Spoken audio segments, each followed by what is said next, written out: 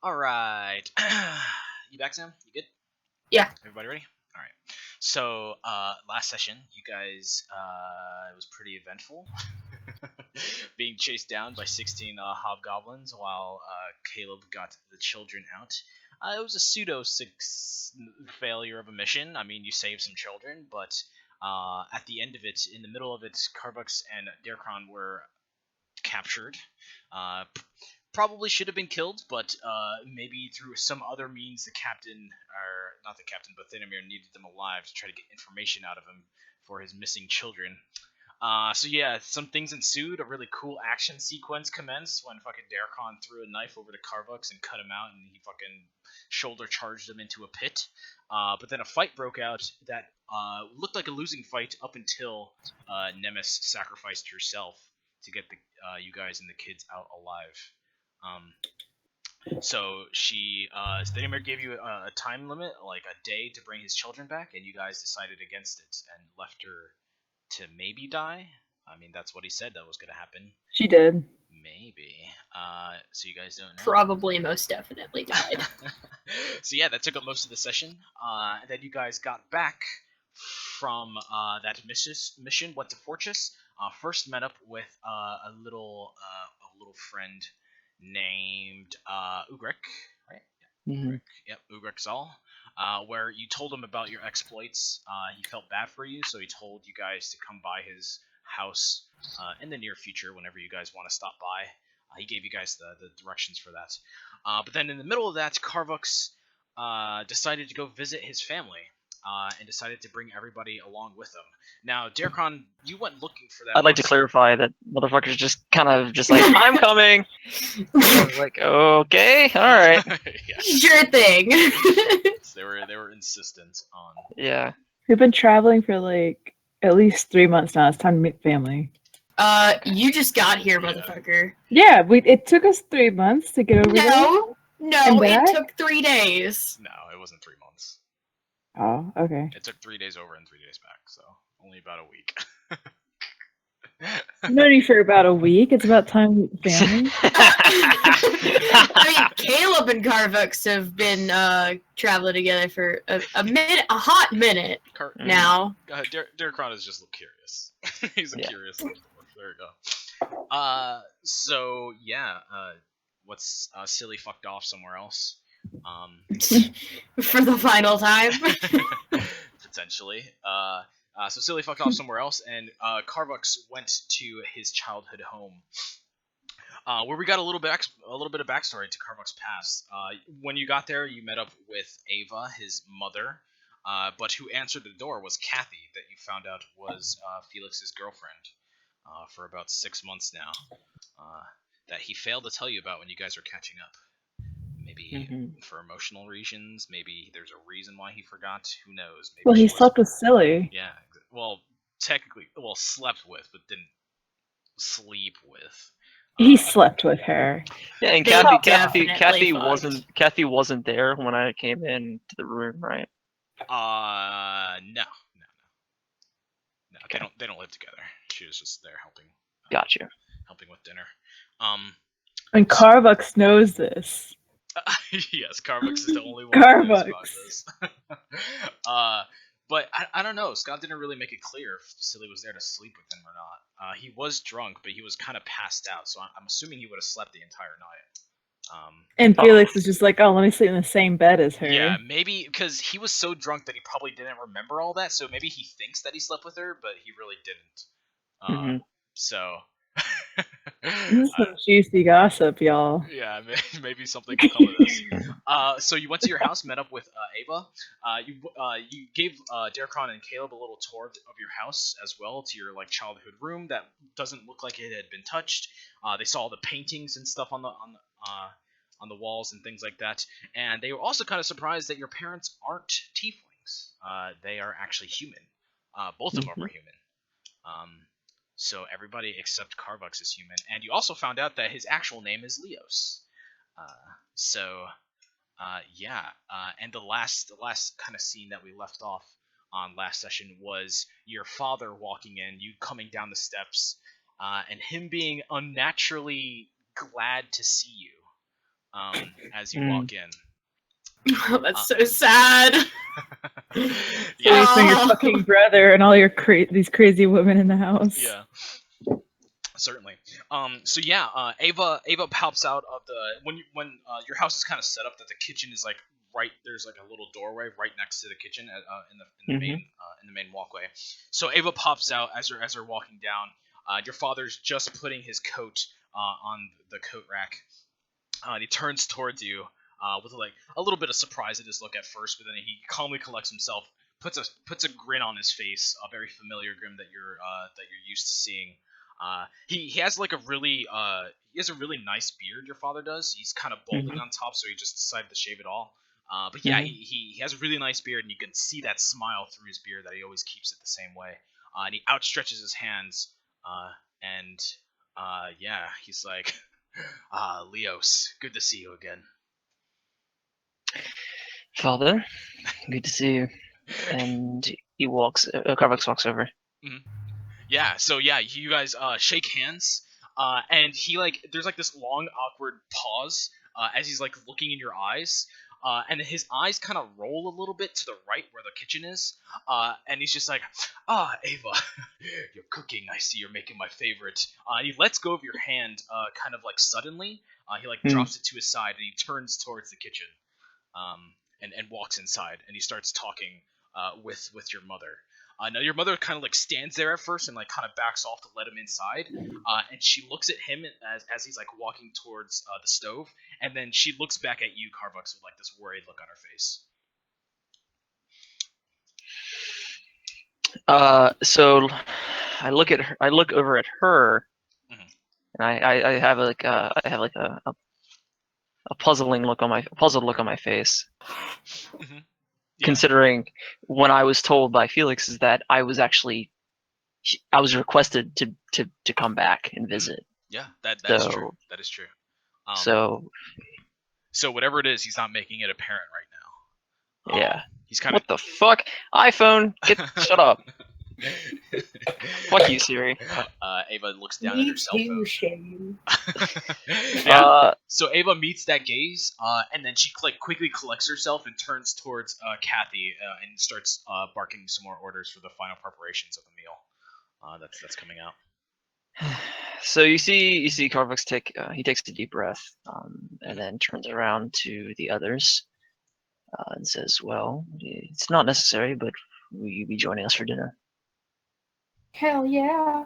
If you'd have me, of course. Cool. Close. So that's a perfect sweep over to the dinner table. So you guys are the first one to sit. I'm sure Kathy comes out and asks probably one of you to help set the table during all this. Once she's done setting the table, you hear the stove open up and you smell the food that comes out. And this is probably a very familiar smell to you, Carvux. It brings you back to your childhood. Nothing has really changed inside of this house. A lot of the countertops and maybe the back. Would it be a fridge? Like the cooler? Maybe? Yeah. The back cooler have definitely had some upgrades, but the stove itself hasn't changed since you were a child. So it still retains that smell when the food comes out. So yeah, your mother puts the main course in the middle first, alongside two other side dishes of maybe some greens and then some potatoes or something like that on the other side. And she sets everything out. Your father is not in sight as you guys are waiting for the rest of the food to come out.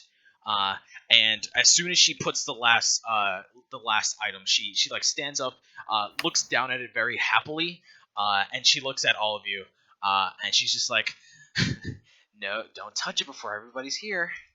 I'm watching you." And she like gives you like the two fingers to her eyes to all of you, as she turns around and like. You can see her like walking back towards the kitchen and like taking her apron off at this point, getting ready. And as she's walking over there, she calls up for Walter to come downstairs. So we sweep over past that. Eventually, your father comes down. He looks like he's just changed out of his work clothes into something a little bit more comfortable. And as soon as he like sits down, Kathy sits down, and then Ava sits down, and there's one seat missing that is usually where your brother sits at this dinner table. The little kids have like maybe something that you and your brother used to use. The two smaller tieflings have like little baby seats. Oh. Yeah. And for now, what's his face? The other kid is using Nylan is using your brother's old seat where he would sit. That's so cute. Yeah. So the Old baby seats. booster seats. Yeah, the booster seats are definitely a little bit too big for them, especially the middle-aged one. But the other one fits perfectly. Yeah, your mother takes a seat, and she looks at all of you, and then she looks to you, Darkron, and she's like, "Oh, your friend. Did you say you were with the priesthood?" Oh, yes. Yeah, Oh, and then you hear Walter chime in, and he's just like, "Ah, priests, Carvux, I see you've made great friends. Please, would you like to lead our prayer?" I turn towards Darkron. He bows his head. He says, "Thank you, the mighty wax spirit, for providing us the food, bountiful food from this land."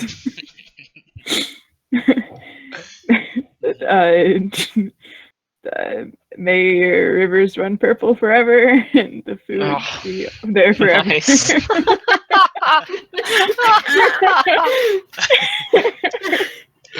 Yeah. So may your rivers run with grape soda. Yeah. Go ahead, Carson. Continue. I'm done. No, that's it. Okay, that's it. Give me a performance check. Oh fuck! Like, I actually reformed that shit. I should have done this initially. Give me a performance check. All right. That's good. Not bad. It's decent. It's decent. All right. So, as a note, are you guys wearing all your armor and stuff in here? No. No, you No. said that prior we got nice and dressed up like normal people. Yes, that's right. I forgot about that. Cool. All right. So, yeah, maybe it was the necklace that Ava saw on your neck there, Darkon. But yeah, everybody has their heads down, and one of them. Maybe Walter like pokes his eye open in the middle of all this. Everybody has their eye closed unless you don't want to have your eyes closed. But he like twists his face a little bit at some of the things that you say, Darkron. But he closes his eye and he doesn't say anything to spite it. And as soon as you're done, everybody raises their heads and Ava announces to dig in as you guys are eating. I do so, and I also at some point. I would look over to my mother and father and say, "Is Felix, he be joining us tonight? Is he busy?" Yes, your brother. He has had some troubles down at the guard station. Something about getting drunk. He takes a big spoonful of the potatoes. He puts in his mouth. Then he takes his handkerchief and wipes his mouth and stuff like that. And he's just like, "I hope you had none of these troubles back in King's Carry." No drunken troubles, Father. Just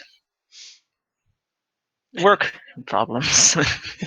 Yes, of course. Well, I've been so rude. Your two friends here, the children. Please let me introduce myself. I am Walter Torpet, the proprietor of this house. And who might you two be? Caleb, and he looks so very awkward. Yeah. And he gives you like that cold stare, Caleb. Then he turns his gaze over to Darkron. I'm Darkron Blackball. I work with the priests. I'm originally from Horkafell. Ah, Thereabout. Horkafell. Yeah. Yes, I was just thinking of setting up some connections over there. Oh, really? How was the economy before you left? It was booming. It was doing great. Give me a. I don't know. Was it doing great? Okay, so do you actually want to know the? Yes, that'd be wonderful. Give me a history check to see if you actually know, and then you can change your answer based on that. 14 tonight. Okay, so Horkafell is definitely a major dwarvish sea city. So before you left, it was definitely doing very well. Doing as great as ever. The dwarves, you know, we're great with our pickaxes. Or he turns his head and he's like, pickaxes? smithing, you know, like the ore. Dwarves at sea is quite a sight indeed, but pickaxes maybe in the mountains there. True, true. Has the volcano given you guys any trouble? And he takes another big glob. And then Ava chimes in and she's like, all right, that's enough of the business. This is about other things. How did you two meet? You and your friends here. They're Carvux? Well, Caleb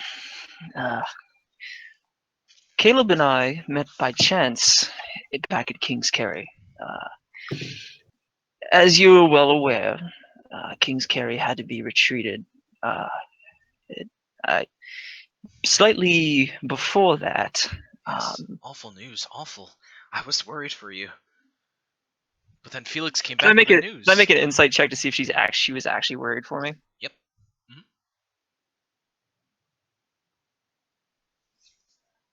No, I'm not gonna know. So there is some doubt in her words. Like she's trying to kind of pseudo censor herself, and you can see her eyes just slightly darting towards your father. Every so often.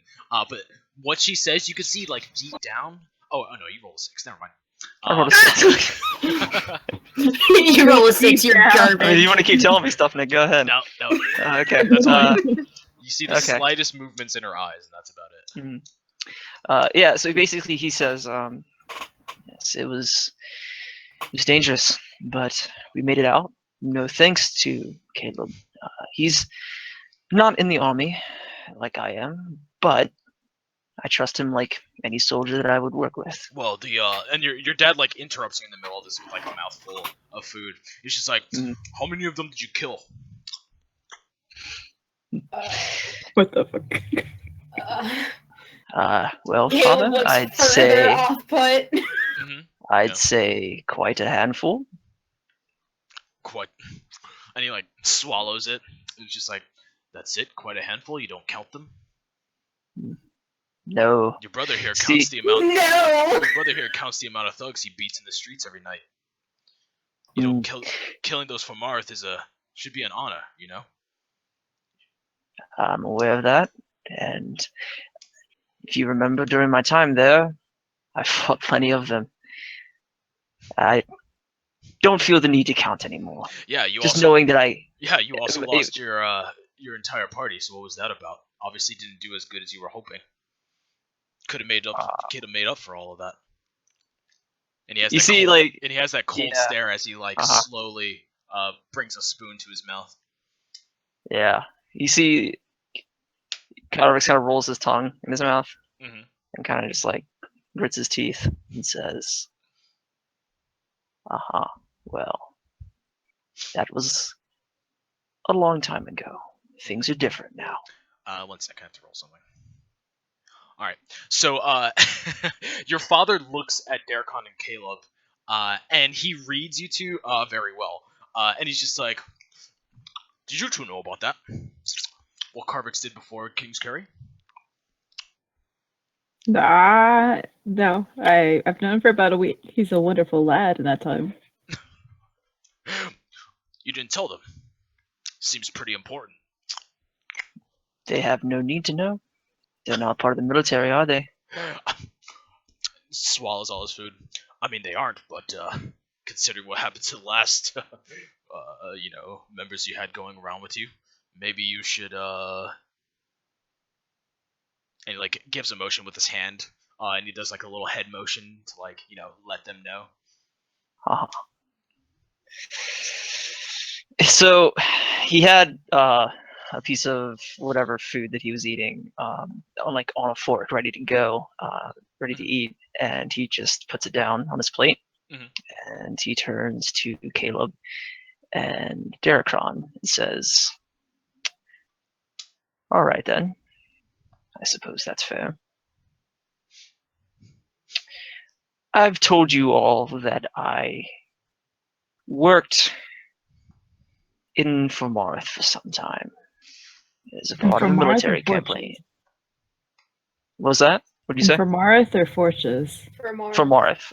I was in Formarth. My character was in Formarth for some time as a part Are of a they a military people campaign. or are they a country? I'm confused. The country of Formarth. Okay. Okay, go The ahead. one sorry. that the one that the bad side is from. Okay. So he says, in my time there, I was a part of a scouting patrol. In that patrol was myself and 4 others. We were tracking enemy battalion moving through. Formarth is very rocky, right? It's very. Yep. It's full of cracks, especially in the city state. We were tracking a Formarth battalion moving through some canyons. We were sure that they were going to pass by us. So you see, we had a battalion of our own nearby. The scouting parties and myself, we had to make a call to move north instead of west. The Formarth party changed course and they intercepted us. Because of the call that I made, because of the call that my companions made, a lot of people were killed.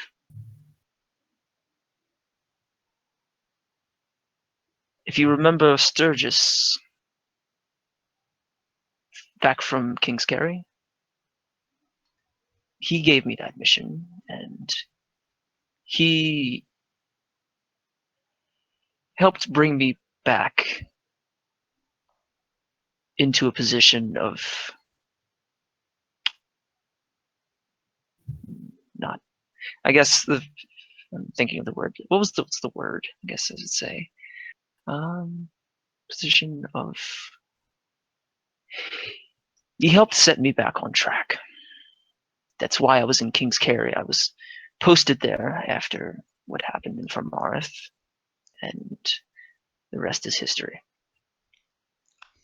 Right, well. What did you think about that, huh? It's history. Yeah, so he's saying that, and you look over at Ava. She takes a handkerchief.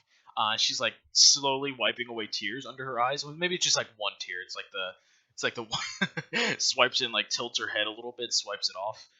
Kathy. I was gonna say, can I get a read on Kathy? Yeah, what she's. Kathy's been like. She didn't know. Yeah, Kathy's been like awkwardly looking at her plate the entire time. She's like very extremely uncomfortable with this entire situation between the two of you. Me too, Kathy. Yeah, whether or not she got all this information from like your brother or something is up to you don't really know unless you ask her. But she definitely is trying to stay out of this and just like slowly looking at her plate and eating that food slowly, trying not to contribute to whatever is happening. So he's just like, right, well, it is the past. So it's at this point where like the rest of the meal, unless you guys have anything else to say to each other, no. No. Yeah. So he And what was going to be a pleasant family dinner was then side railed by that comment. Yeah. So. Yeah, so there was a little bit of space in between that and a little bit of space after that conversation. So it's at this point that the kids are done. They enjoyed the meal profusely. Like, they gobbled that shit up. It doesn't look like they've had a good meal in quite some time. Things like that. Yeah, an abusive father and an abused mother. Exactly. So yeah, Anything's top quality. Yeah, they gobbled it up, and you saw that Neelan was extremely happy to see his brother and sister pleased to enjoy stuff. So they asked for seconds until eventually they were done with things like that. So the rest of the meal goes on just about maybe 5 or 10 minutes longer. No other conversation comes out of it except for some more small talk. But at the end of it, your mother like stands up and looks over the kids, and she's just like, would you guys like to help me wash the dishes?" And they all like nod their head.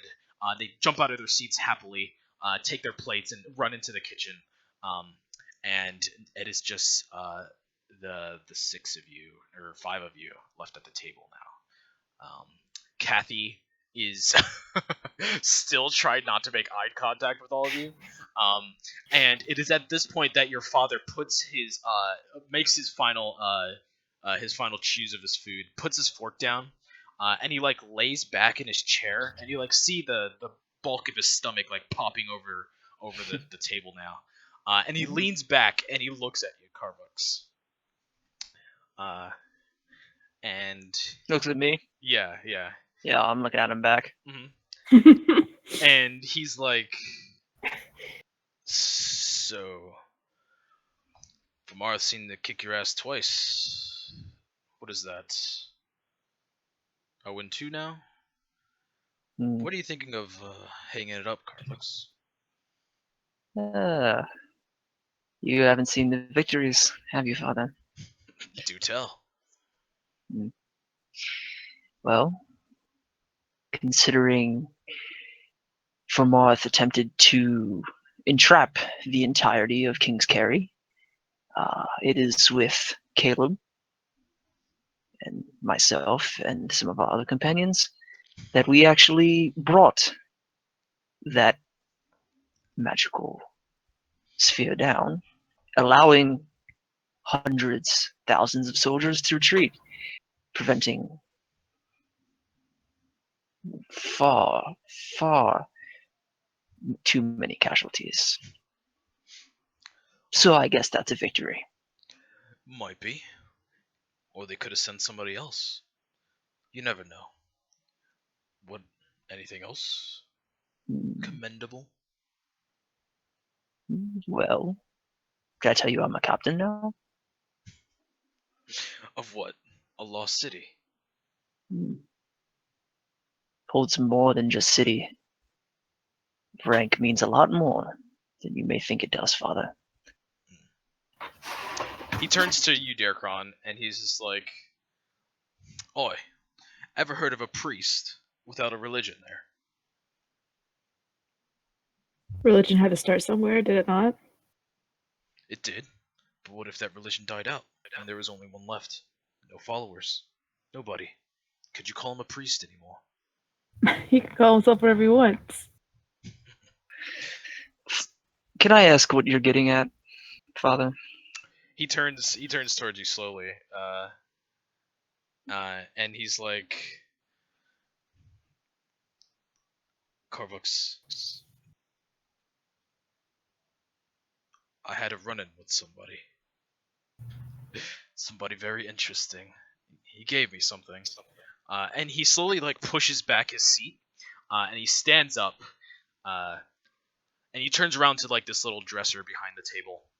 Mm-hmm. He goes over to it and he opens up the top shelf, and he pulls out this rope from it. It is a pretty it's not like a huge rope meant for like climbing or something like that. It comes out, and as soon as he opens up the drawer, you see this blue glow start to come from the top of this drawer. And what he pulls out is a rope. It's a rope. It's blue. It's glowing. And he pulls it out and he turns around and he sits back down. And he's like, "I met up with a stranger. He knew about you, and you see him like wince a little bit. Condition?" And he said, if he brought this to Gatan, he could fix you."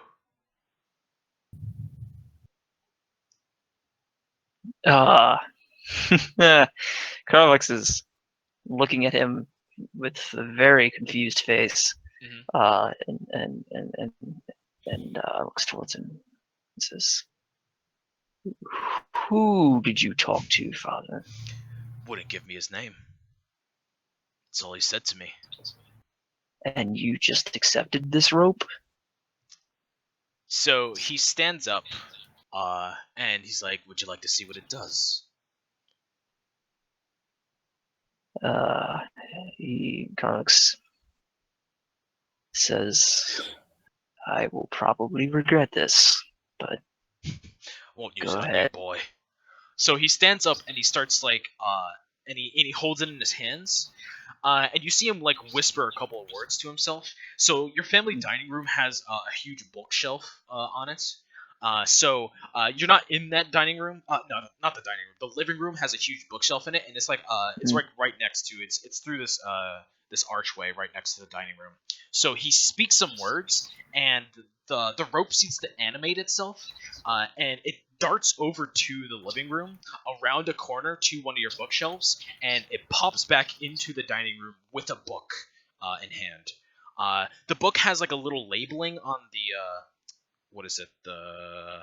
Fuck. There's a name for it. Not the front, but the side of it. It has it on the sleeve. I think it's called, right? The spine. The spine. That's what it is. It has like a little has like a little piece of paper on the spine that's very noticeable that it's a library book. So he pops back over with it, and it has all these demonic symbols on this book. So he whips it over, and he plops the book at your right in front of you, Carvux. And he's like, "Take a look." Can I see whether it's like it's gonna hurt him or not? Yeah, you can give me a history check, a religion check, or an arcana check if you wanna. Any one of those. Okay. Damn it. Okay, with your arcana check, you notice just a little stream of magic coming from this book, but it doesn't seem harmful. Okay. I'm not gonna say anything. Yeah, so he whips it and he plops it right in front of you, Carvux. And he's just like, the bookmark. Take a look. My gaze, I'm staring at him Mhm. doing this rope, and then I look slowly down towards the book. All right. What do I see? The book has what languages do you speak? I speak Common and Infernal. Common and Infernal. One sec. I think this is in another language. Probably should have checked this beforehand, but whatever. Infernal. Okay. So this thing, it is written in Infernal. It says demonology across it, Infernal. And when you open it up, all the words are Infernal, but on the inside, the front cover, you can only barely read it. It's probably way older, a way older Infernal, even though the book itself seems to be kept in pretty well condition thanks to the magic that is surging through it. So you open it up to the bookmark. Are you gonna open it, or are you just gonna look at the front of it? It just says demonology across the front of it. Yeah, I'll open it. Okay, so you open it up, and you open to the bookmarker, and at the bookmark you see almost like calligraphy. It looks like something that was written on a wall almost. Maybe written by like a caveman or some like primitive being that inscribed something on a wall, and it almost looks like a snake. But you can tell that it has like some sort of glow emanating off of it. And you can put like certain words together on this page, and what you can put together is the name Tiefling, the word rope, and the name of something that you have never seen before, probably. But everything else is lost upon you. What is the name that I've never seen before? The name is. Let me come up with this.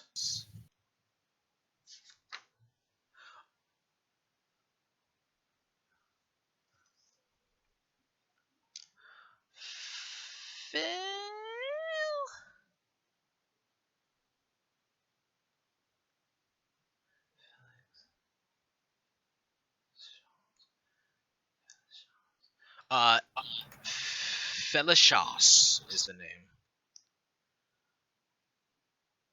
Okay.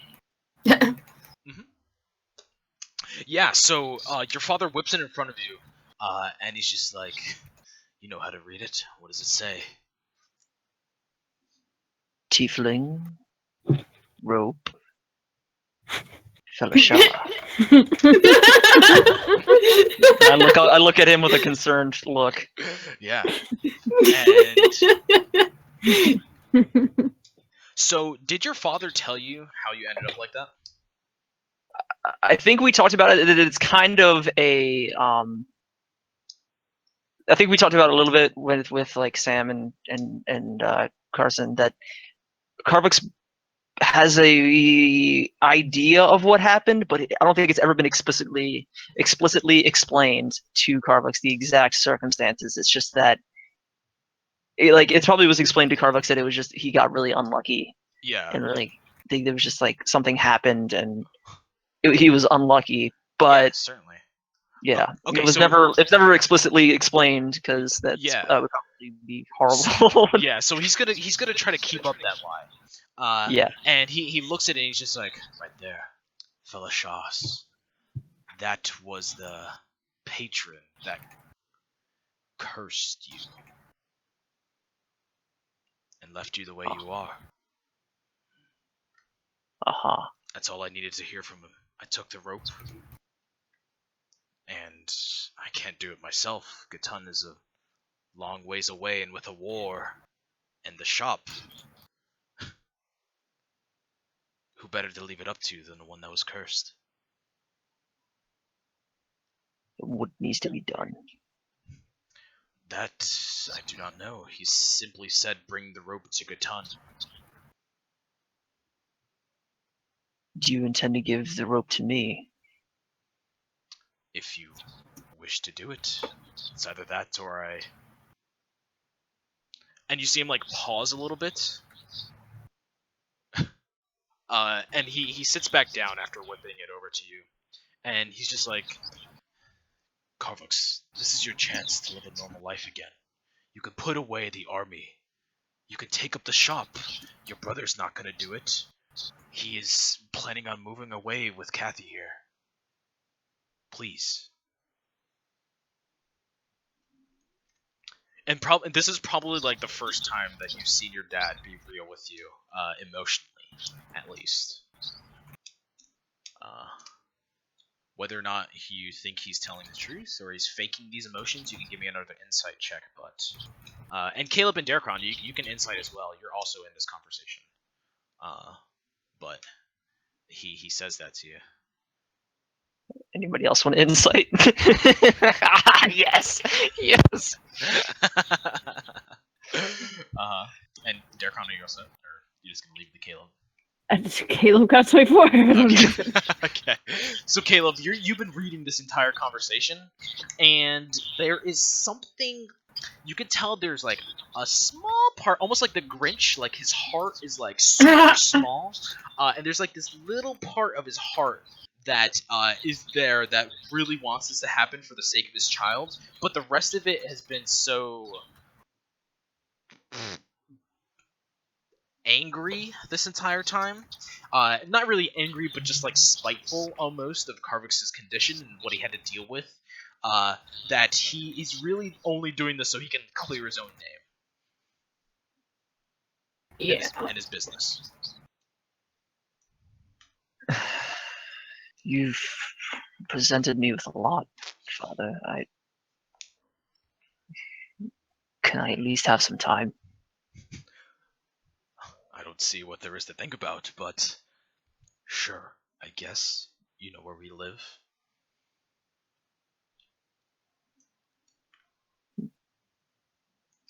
And Carvux, he looks around the room, just at everybody. Looks at Kathy and Caleb and Darkron. There's either fireworks or shots are popping off outside my window. I don't know what the fuck's going on out there. And then he stands up. He bows his head. He says, thank you for the meal. And then walks out of the room. Yeah. So as you're walking for the archway, he he he looks at you the entire way. And then he looks at Kathy, and Kathy at this point has like stood up, like very stiffly taken her plate and like probably walked in your direction, Carvux. And just kind of like bumped into you a little bit, and she's like, sorry, and she like turns toward and like run towards the kitchen. That's it. Yeah, and then he's just like, make it quick, Carvux. I don't know. And he stops a little bit, and he's as he's saying this, he's like rolling up the rope again, and he's just like, right, well, I thank you and your friends for stopping by.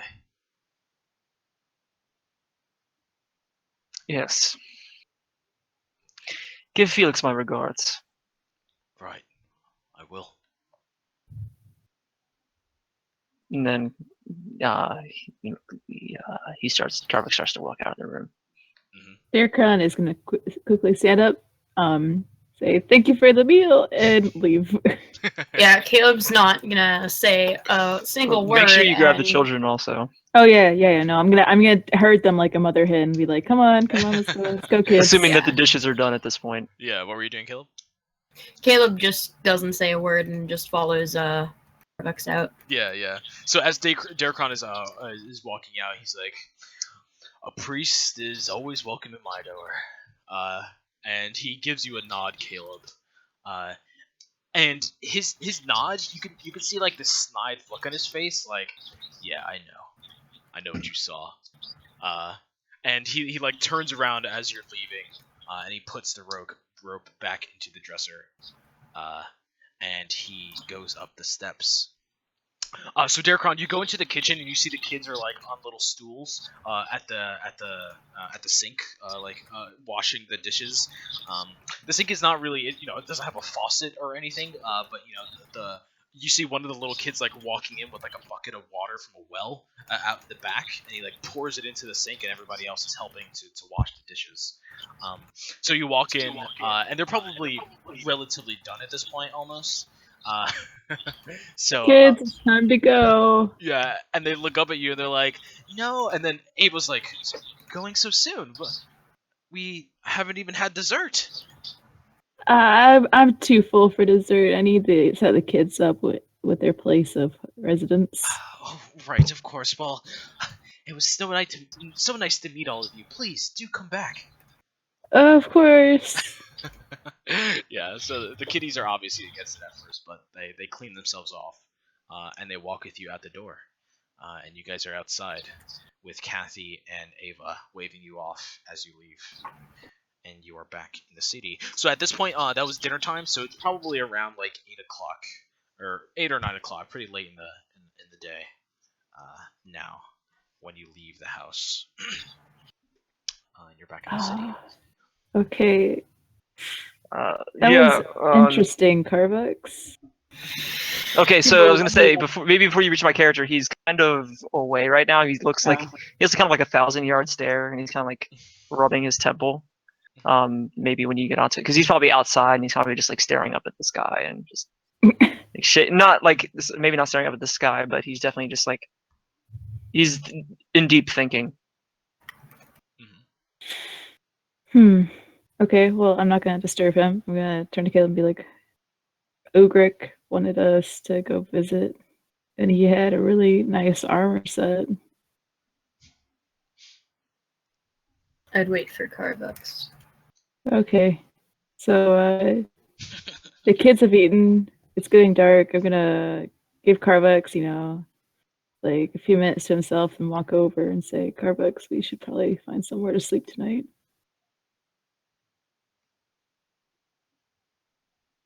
Okay, yeah. I guess if in a couple of minutes pass, if you walk over, do you walk over? Yeah. No, Darkon. Yes. I know you got a lot on your mind right now, but we really need to find a place to sleep tonight. Well, I can head to the barracks, but I suppose you two will need to work out a sleeping arrangement. Is that correct? Yeah. Yeah. Okay.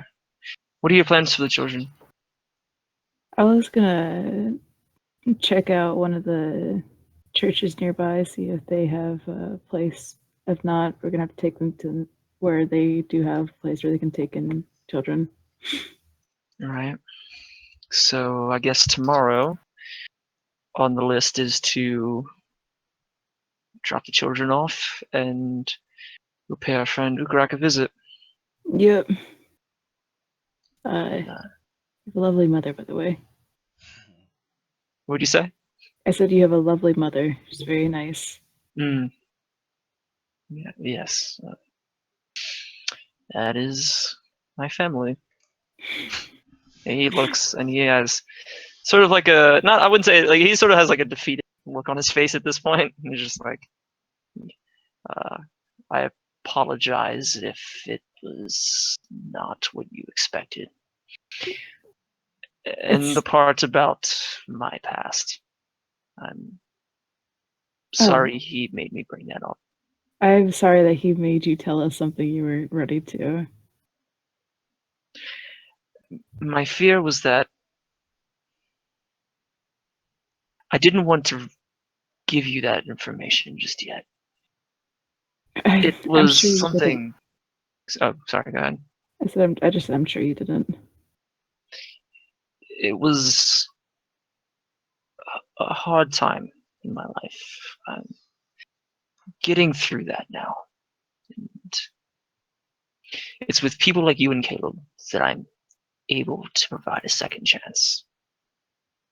And he has like a smile on his face. Mm-hmm. It's a genuine smile. Darkon is like, a smile? What? This man has never smiled. So he's smiling warmly back at you, and he's saying, "If you ever want to talk about anything, you can talk to me. All right, just with time and when you're ready." I appreciate that. I guess see you tomorrow morning. Mm-hmm. What's the? I'm assuming your character would know like where the orphanage place is. Yeah, Nick, where's the orphanage place? Nick? The orphanage? No, you were. Or would I know that? No.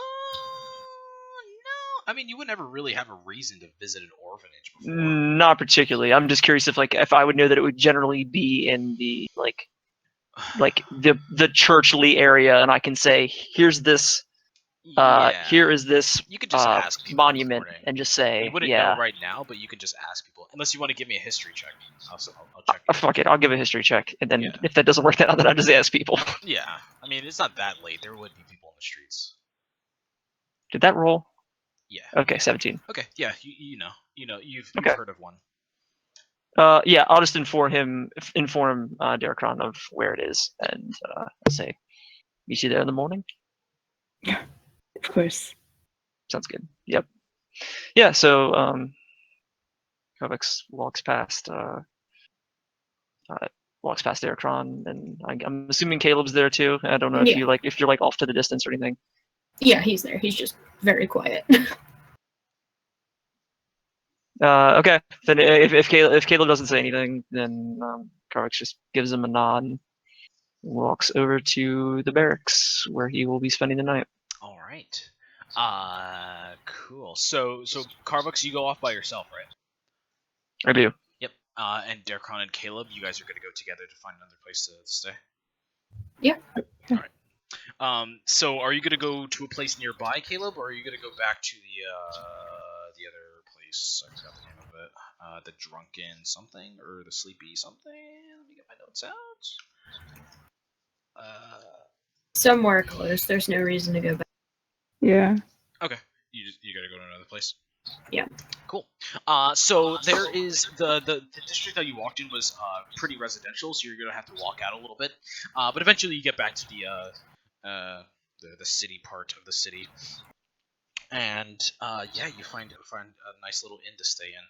Now this inn is strictly an inn. It doesn't have a bar or anything at the bottom of it.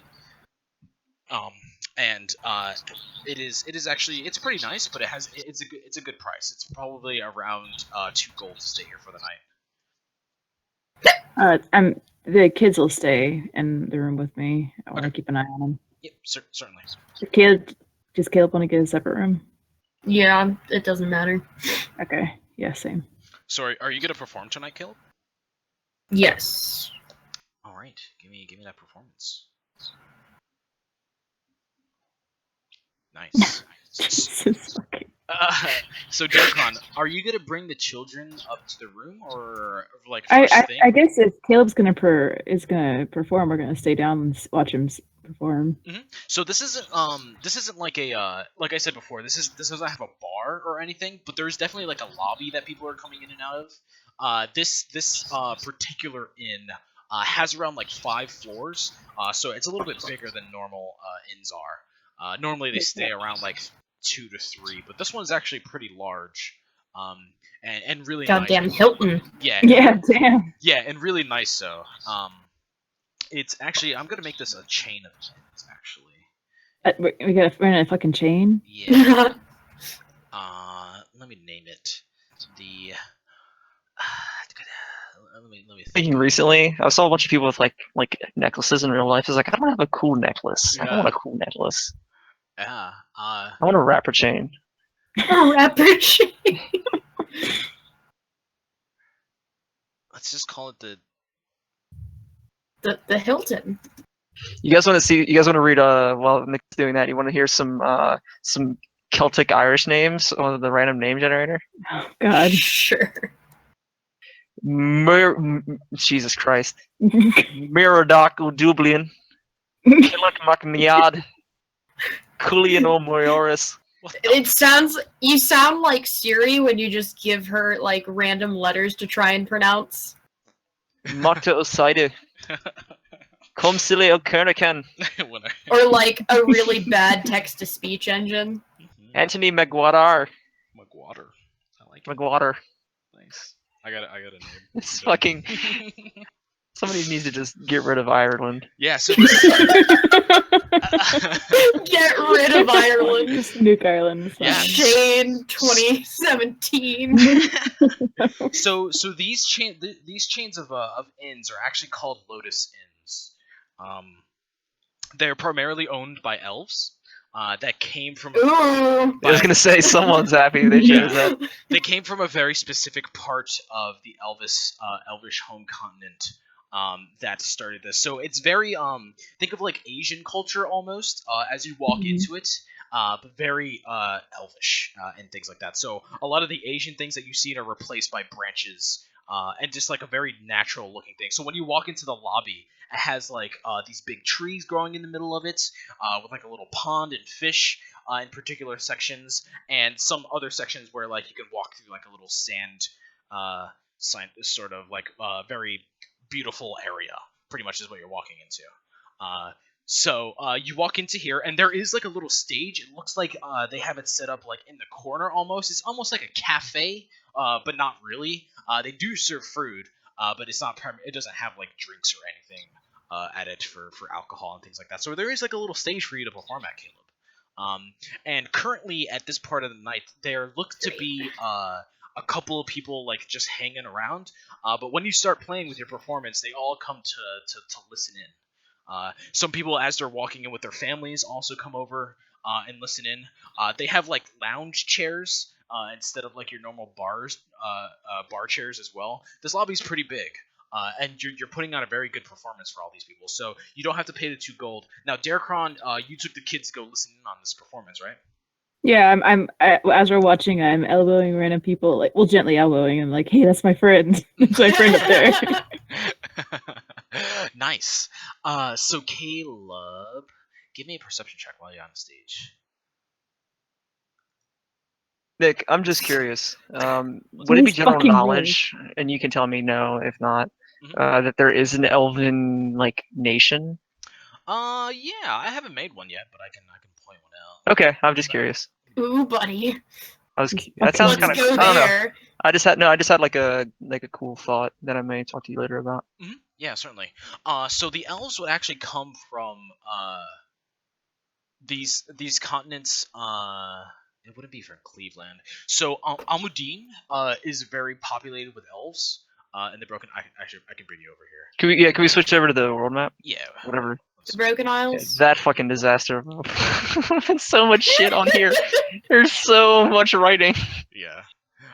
So the Broken Isles, they come specifically from this isle here. This is where they were birthed. But it was during the Almudine, when the Broken Isles were Almudine before they became the Broken Isles. So they were birthed in that section of Almudine, and they kind of just branched out from there. They spread like wildfire. Okay. They were kind of the, Because they're Cleveland. elves. Cleveland. Is it actually called Cleveland? I thought that was just a joke. no, it's No, not it's actually. not. It's I not. don't think it has a name yet, does it? Yeah, I didn't name it. The elemental realm of Ladorwin. That's cool. Yeah. That's kind of like it's all Norse up there. So yeah, you would know general knowledge of where they came from. Okay, It's no, I kind was of just curious. Taught in schools and stuff like that. I'm just curious. Cool. The elves were from. Ugh. What we're doing? Oh yeah, you roll a perception. So during your performance, Caleb, you look into the crowd and you see the kids. The two youngest one are have fallen asleep on a lounge chair. They're big enough so like the two of them could sit on it together. And Nylan watches over them. And you see Darkron nudging some people and starting conversations. And when he does, you can tell like they give like the fake smile to them, but then they turn and they they You turn cut back. out. They give what? They turn to Darkron and they like smile at him, but then they turn back towards the performance, and you see their mouths drop instantly because they were too busy listening to the performance to talk to a dwarf. But in the crowd, Caleb, you see a woman giving you the eye. Oh shit. Which eye? Oh man. There are a couple eyes. How many eyes does she have? Is it- Hopefully two. Is it the stink eye, the It's- lazy eye? It's a cyclops. No, I'm just kidding. It's a cyclops. It's Yeah. only one eye. So she has very red, matte black hair that is all out. It's around her shoulders, and there's a lot of it. It probably goes down to her lower or probably upper back. It's pretty long hair. It's all around. She has like a corsage on. Very like not appropriate clothing to be wearing out, and you can only see it because she's wearing a robe over all of it. So she's like showing the front of it, probably only visible by you, but she's definitely giving you the sexy eye, I guess you can call it. Oh, that eye. I'm thinking the stink eye. No, not the stink eye. I'm coming to get you, motherfucker. She's giving you the sexy eye. Now, are you gonna react to it anyway? This is probably in the middle of a song that you notice this. Oh, you gotta do the wink. Yeah, no, I'm gonna just go on, hit her up after the show. Yeah, so she's very there. Yeah, she's very pretty. She has like black makeup on, lipstick on as well, and like really dark eyeshadow. But at the end of your song, as everybody's clapping, from the right, probably there's like a bathroom section and like a little hallway that leads into like this other section where you can buy some food and things. Comes this man that is also in all black. He has pretty short hair. He's also wearing like a hint of makeup that you see. And when he comes over, he has like the same attire where he has the robe, but there's something underneath it where he's probably not even wearing a shirt underneath it. He looks very nice. And he sits down next to her, and they sit together like very closely. He puts his arm around her, and she like whispers something in his ear. She does the thing where she tilts her head up talking to his ear. And he like looks at her, and then looks at you, Caleb. And he gives you the eye as well. When you start your next song. God. Oh, damn. Yeah, he's just gonna go on still normal. Okay. So that's pretty much how the night continues. They listen in on your music, and probably right before your last song, they stand up, and they start to walk out of the inn. and they disappear into the night unless anybody's going to do anything about it. But you're probably the only one that noticed them, giving you the eye. No, All right. not gonna do anything. Yeah, so the night goes on like that. And after your performance, they give you the room that you want. Darkon, if you want to give me the 2 gold for the inn. I did. All right. And Carvox. Yep. So you're walking towards the barracks. Now, did you go here initially when you came to Fortress? No? I'm forgetting. I'm drawing a blank. Ah, shit. So let's think back. What did we do when we came to Fortress? Caleb and Basically, Dash all you- we did was give a report, and then. Or are you talking about like at all? I think you slept in an inn. I think you Yeah, slept in an inn. We did not. I don't think I went to the barracks. Yeah, you didn't go to the barracks. No. No, I'm so that's the remembering answer. now. Okay. Yep. Okay, so you walk towards the section of the city with the barracks. Now, the kind of section that I imagined you, it's gonna take a little bit to walk there, probably about an hour of walking to get to the barracks in that Okay. section of the city. The kind of sections, if you look at the picture, the section that is like the military section is definitely way off to the left. So like Okay. it's relative to the fortress map. So you're in that section of the city now. Mhm. And you walk up to this very standard barracks looking area.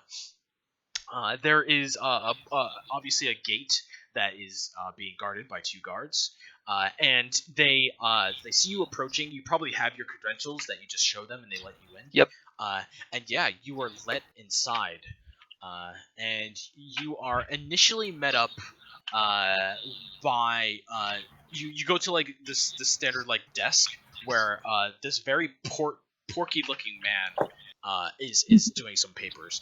You notice it because you probably gravitate towards it because it's the front door, but it's also the only source of light that you see out here.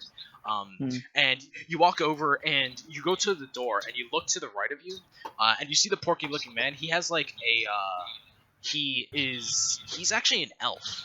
I was gonna say, is he? Well, I was gonna say, what race is he? Yeah, okay. That's not he's a expecting. fat elf, which is kind of Those don't exist. yeah, it's kind of rare actually. Caleb, are you attracted to that?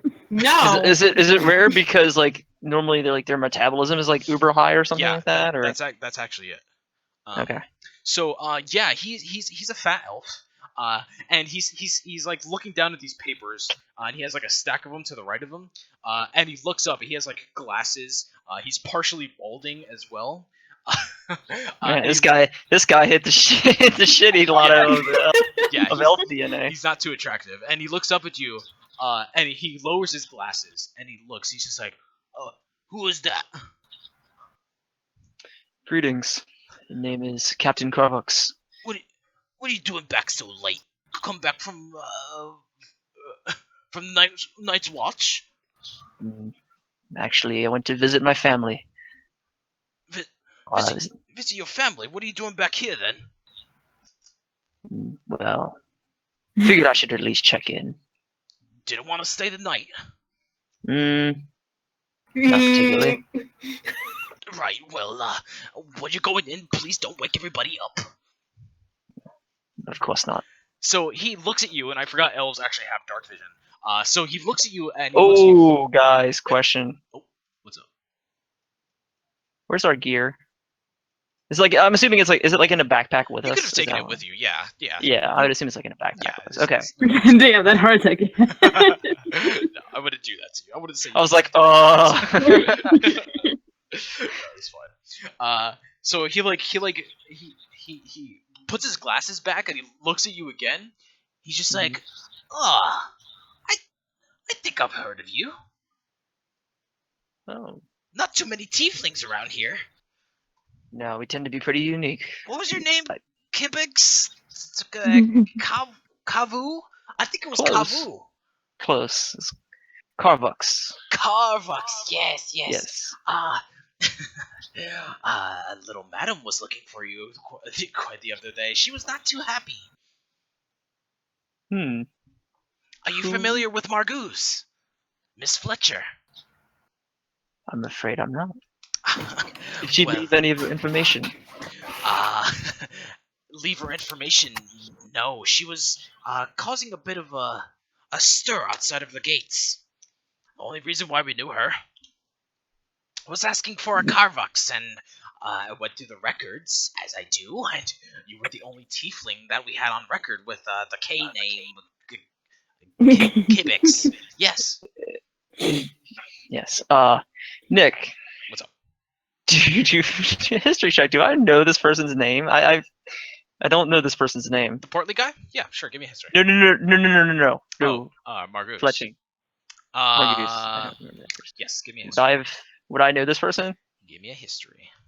Okay, this is probably gonna go fucking miserably. It's a hard roll. Oh my god! It's $25! Damn! The DC was 20, so okay. So then scratch the part where my character says he doesn't recognize. Yeah. Carvux saw her ass is what it was. So Margoose, it comes to you in a flash. Before you left Fortress, there is this. So the state of Fortress right now is the Tieflings are not treated very well. They have their own special place in Fortress that is kind of like the slums area, and they have their own area within the slums area that's only theirs. So, Okay. All right. So you probably before you left Fortress, do you think you would have went to that area at any time? You're talking about before You left King's Carry for your mission over to Fortress?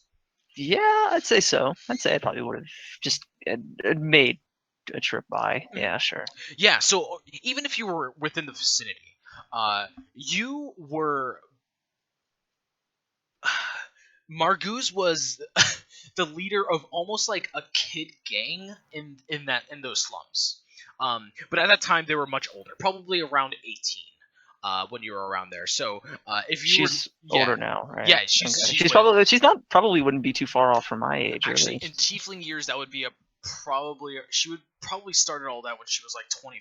Actually, I'm gonna change that around. So she's way older now. Maybe we need to. I think maybe you and me need to have a conversation about like tiefling age, because like what accurately my character would be. I think maybe that might be a good idea, because like my age is that I say on my character is 24, right? So like I don't know really did.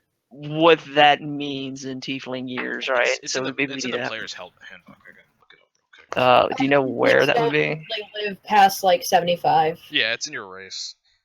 Yep, it is. It's 75 in human years, I think.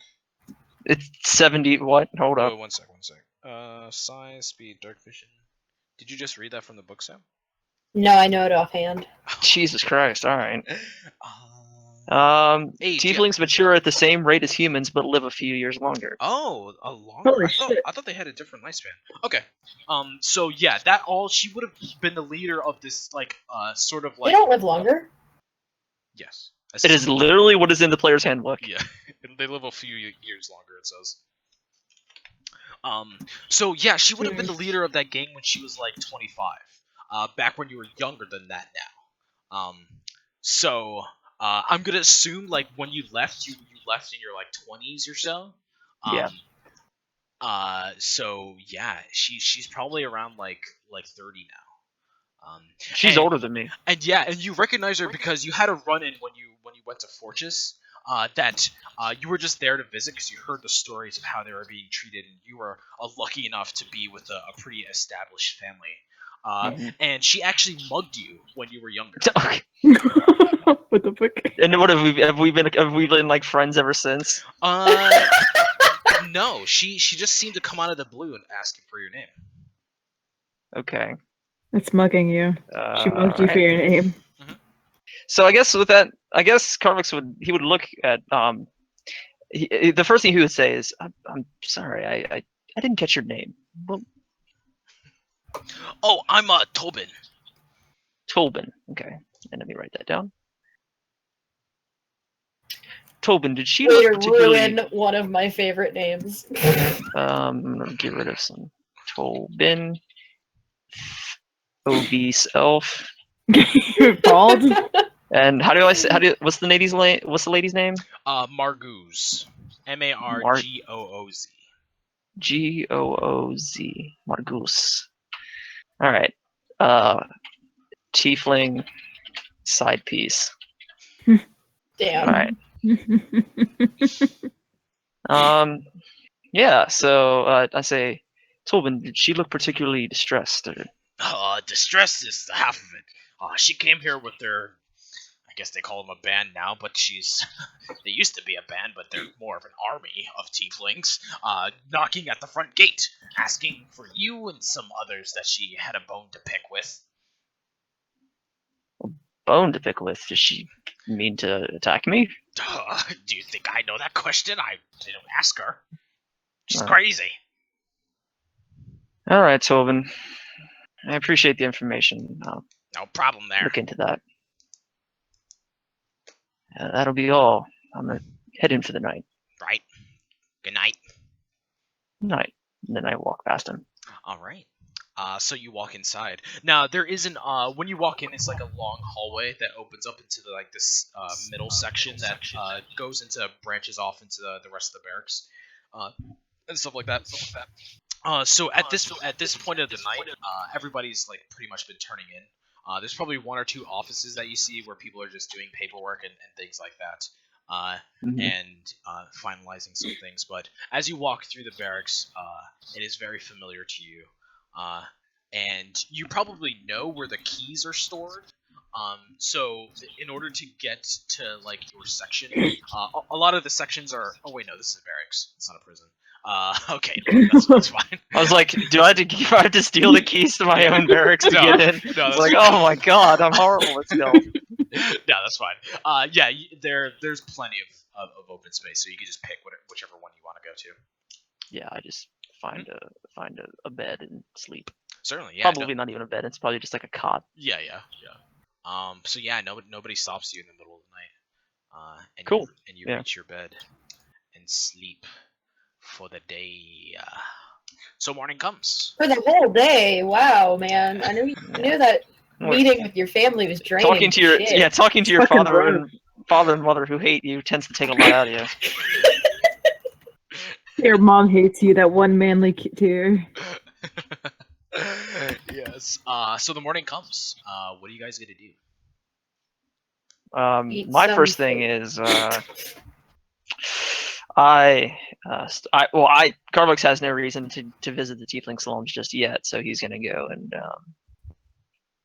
head to the meeting point in the morning. Dirkon gets up super early and goes down and gets some food from, I guess, the market and brings it back for the kids.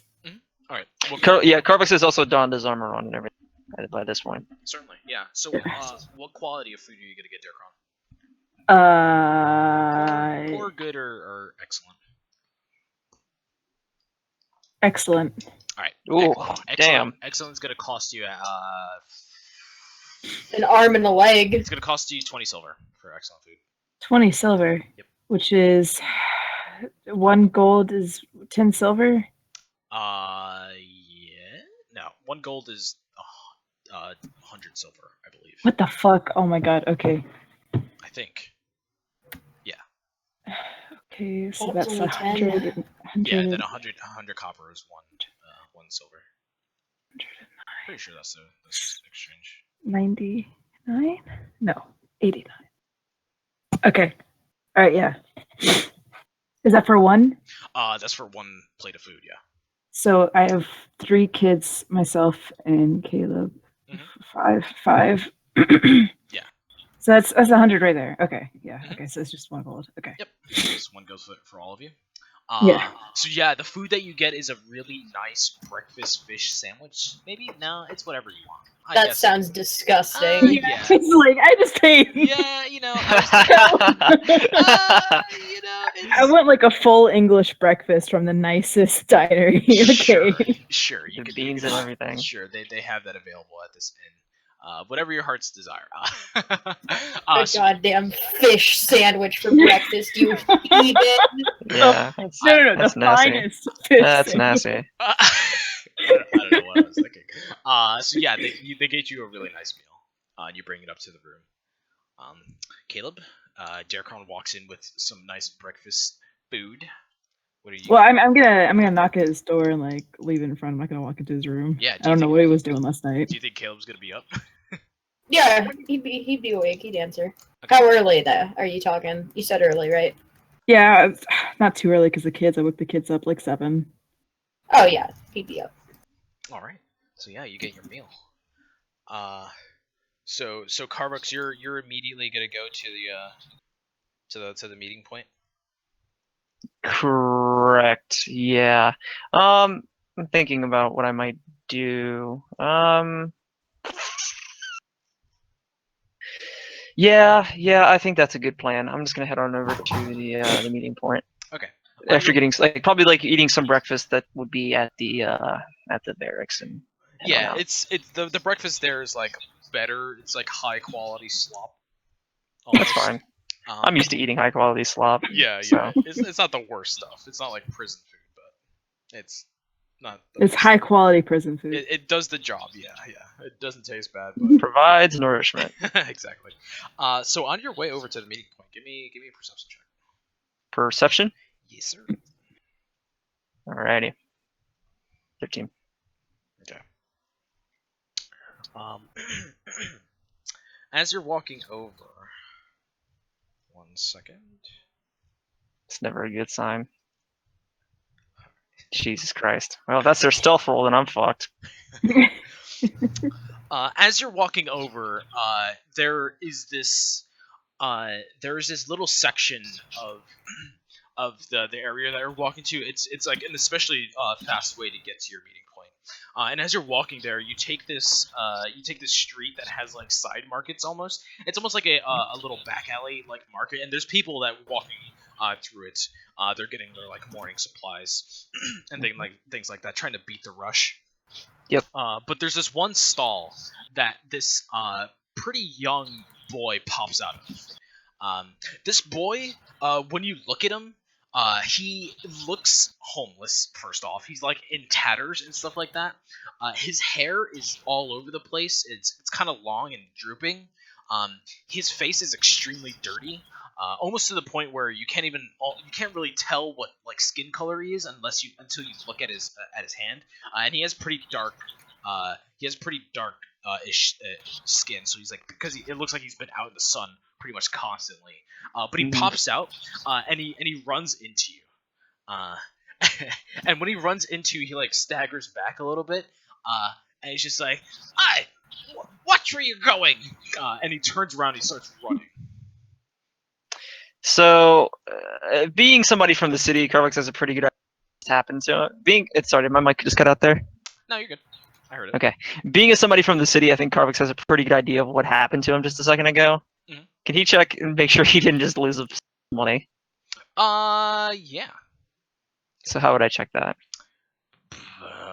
I mean, do you want to do it quickly, or do you want to like catch this kid first? Like run after the kid first.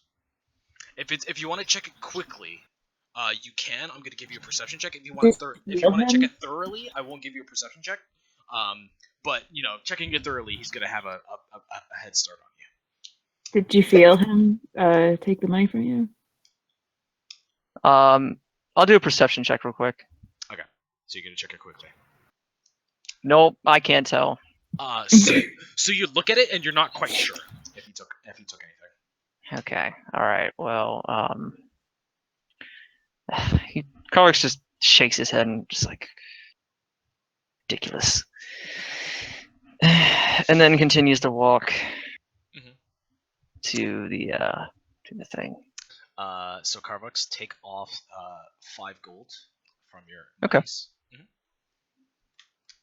Like I have a use for gold. It's okay. Yeah, we'll see. We shall see. Okay. So you just got. He's gonna have a better use for it than I will. Again, yeah. Okay. So Darkon, you and the kids enjoy a very nice meal. Now, where are you guys gonna go? I guess we're gonna wait for are you meeting somewhere? Or are you meeting us at where we're staying? I'm sorry. What? Can you repeat that? Is Carvux meeting us where we're staying, or are we going to like a meeting place? I thought we were gonna just like do like a meetup at like a particular like landmark in the religious part of town. Sure. Yeah, then I guess we're gonna head out. All right. Very nice. So you head out, and you start walking through the streets. Now, the religious part of the city is no, it's the right Center? side. It's the right side. Yeah, the middle part is the political section of the city. So from the barracks, you have to go all the way to the east, and you as well, Darkon and Caleb. So it's gonna take you probably around an hour and a half to get to the daycare that Carvux recommended to all of you. But eventually, you guys get to that part of the city. But before you get there, Darkron, your character wouldn't know this, but you and Caleb walk past a kind of a stables, almost. It's like a little pet store that has a gate at the front of it.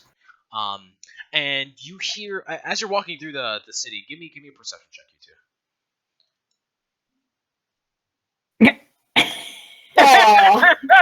Wow, you guys are great.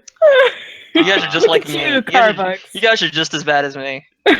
Never mind, you completely walked by it. Either you're not paying attention, or it's a little bit too loud in the city as you're walking through. We're overload. Yeah, certainly. Thank you, dice gods. Anything cool Nick wants to do just doesn't happen because the dice say fuck you. No, anything relating to Dashu and Marion, fuck it. Yeah, no, that's fine. Okay. So you guys get to your meeting point. Your meeting point is a statue of this man that you see. And this man has in his has a bag over his shoulder, and he's holding up the kind of cut off head of some sort of creature that you see. And he's like holding up in a very glamorous pose. He's in full plate mail. He has this helmet that has the symbol of Fortress right on the forehead of it. And he has all these religious symbols as well on his armor. That is pretty well known in the city of Fortress. My man! Yeah. So do you think Darkron knows about this guy? I don't know. Maybe? Roll. Yeah. Give me a history if you want. Or, okay. Or a religion check. Nice. My history. An 18. Cool. So this guy is called Daedric. He is Daedric Thawne is his name. Daedric Thawne? Mm-hmm. Okay. So Daedric Thawne is well known for kind of spearheading the founding of Fortress, as this one time during the invasion of the demons that was kind of foretold to you guys by the Flame way back when, Fortress was kind of taken over in a sense. It was just riddled. The city was riddled with them, but Daedric was kind of the spearhead in taking Fortress back and founding it again, as they called it. Yeah, he's pretty important. He has long since been dead, though. He is remembered through this statue. So Darkron and Caleb, since you guys were eating in the morning, a little bit better food, and had to take care of the children, you see Carvux leaning up against this statue.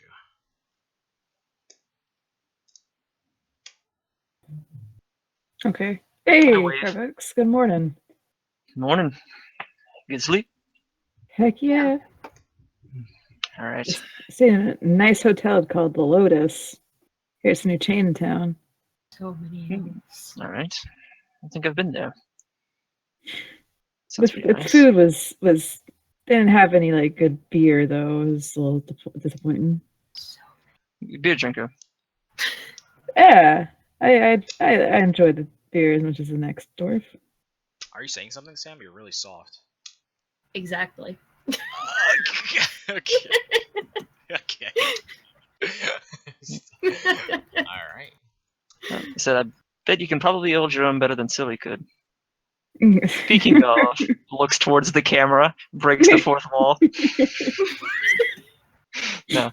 Who are you talking to? I don't know. I don't know where she went. Yeah. She probably want to go sleep with Felix again. Probably. It's not my Breaking up a business. freaking girlfriendship.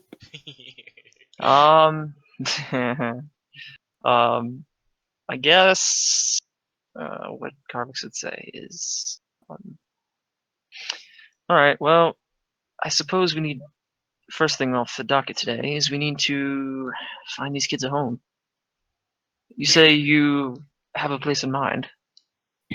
Yeah,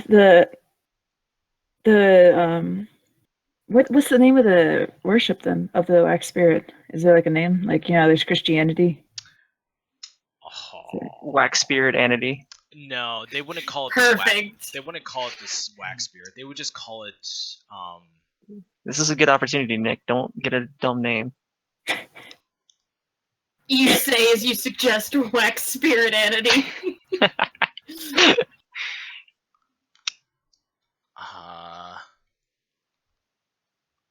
because it's not really God, so it wouldn't be an entity type of thing. No, but there has to be a name for the organized religion. Yeah, that is true. I guess I should have thought of that. This is a good opportunity. You were telling me about the people who, like, there was like a wandering group of wax fucking people who were those are the priests. Yeah, well, they should have some sort of order name that they would belong to. I think I did name them somewhere in my notes.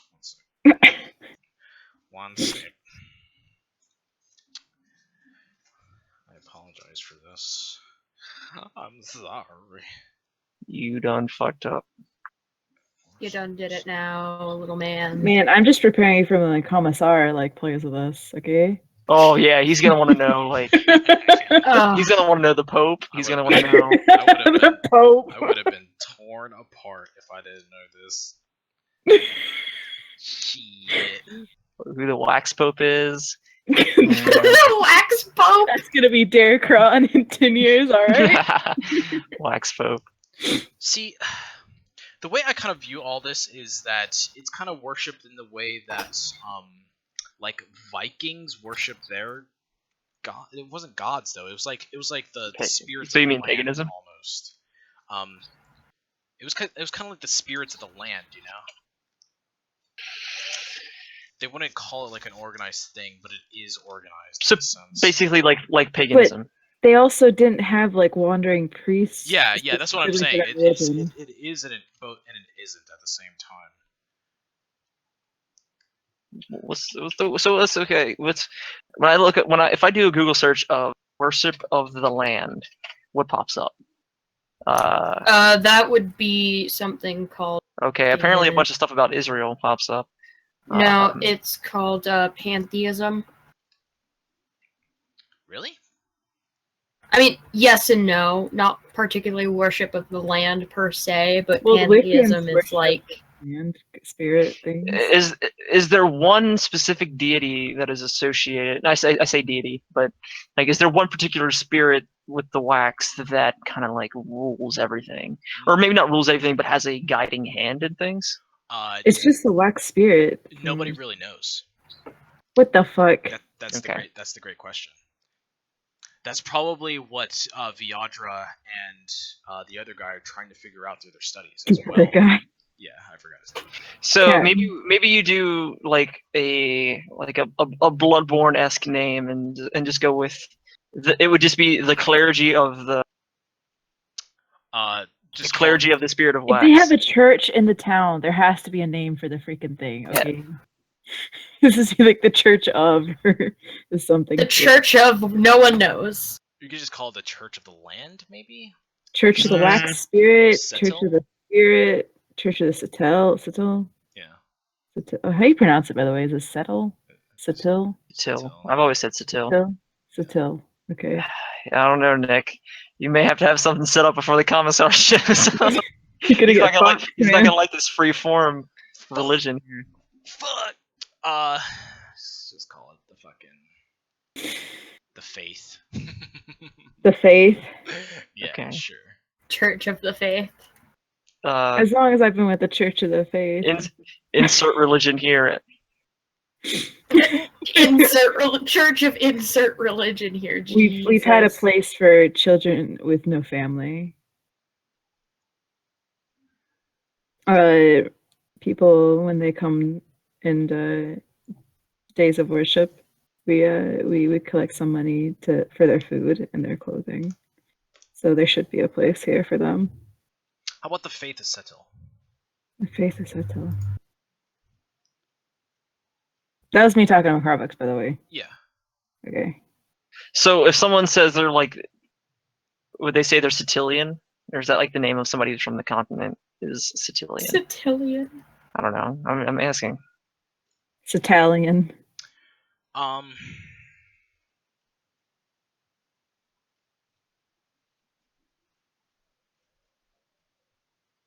I think they would just say that they're from here. Okay. They wouldn't call themselves Setilian or something. It'd just be like. So what do we settle on? What was the name? The Faith of Setil. The Faith of Land. What? Faith of.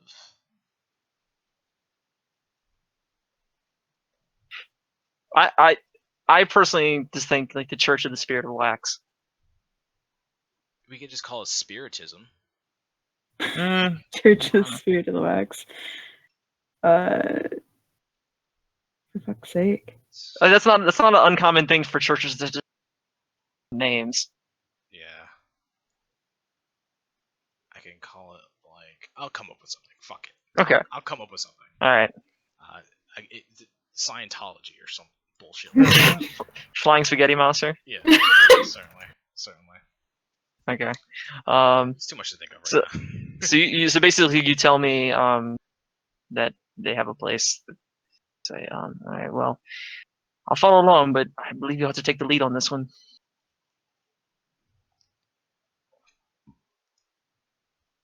You what? Sorry. You what, mate? This is just Darkon just shuts down all motor functions.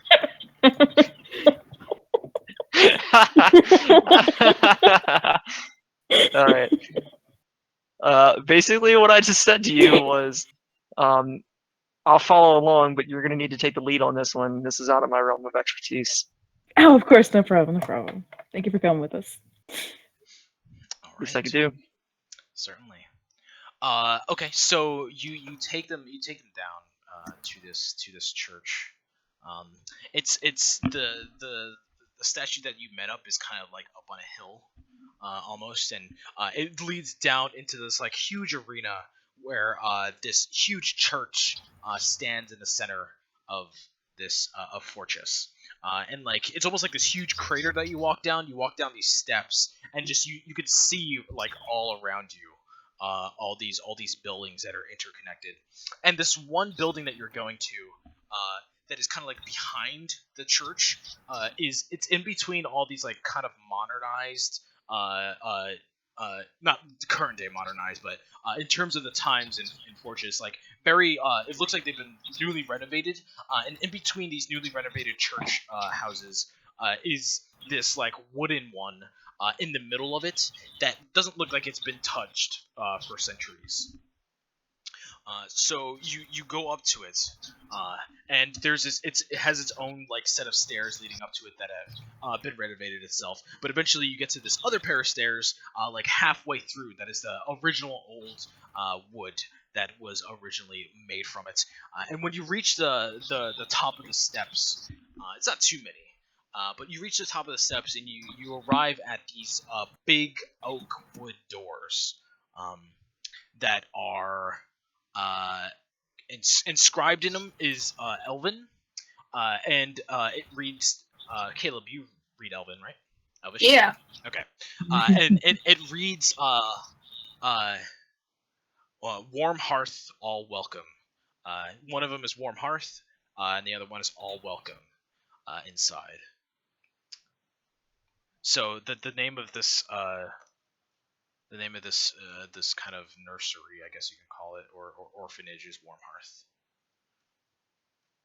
The Warm Hearth Orphanage. Yeah. Do they have a sign written in common on the side for those who don't speak Elven? No. What the fuck? Mm-hmm. they just assume everyone speaks Elven? Or they Because everybody should. or you can assume that they didn't want Jesus. to add something that wasn't there before. Classic. Where the fuck am I? Hello? Am I in the right place? Is it an orphanage, you guys? Hello? So Carvix was the one that led you here, not you. Okay. Carvix was the one that knew about this place. Is there... Yeah, so Garvix would presumably knock on the door. If there was a door, right? Yeah, certainly. So you knock on this door, and a couple minutes go by. Nobody answers. Is there a window? Immediately in front of you, no. These steps lead up to like a platform that only connects to the door. So if you want to like look into the window, you're gonna have to like fall like 100 feet. It's not too safe going up here. I'll knock again and just wait. What was that, Carson? And I said I'll knock children? again and wait. No, I was talking to Carson. Oh, my bad. No, Sorry. no problem. What were you saying, Carson? I was just saying, and children live here in this not too safe area? Mhm. Oh man. If you look at the rest- Dirkon's having second thoughts. So there is a back section that's on solid ground. It's not that it's unsafe. Well, kind of is. But what do you do, Carvix? Sorry. I'll knock again and wait a little bit longer. All right. So you knock a second time, and immediately when you knock, you hear a "Hold on a second, I'll be right there." Oh God! No, I no. quickly look back at Dirkon and just with like a worried face, as like, Dirkon looks equally worried, like, what the fuck was that? Give me a moment, please. I turn back to the door, and then I backstep and I let Dirkon lead this. Dirkon does not look like he wants to, but he goes for it.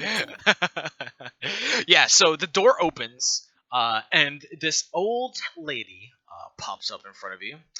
You only see like half of her face when she opens it up, and you look at her hair, and you can't really get a good look at it, but it looks like it's moving on its own. It has this very like silvery bluish tint to it, but it looks like it's moving on its own. And she Would answers. she happen to be an elf? No, you can't tell. Sound Yeah. So she cracks the door open, and she's like, "What is it?"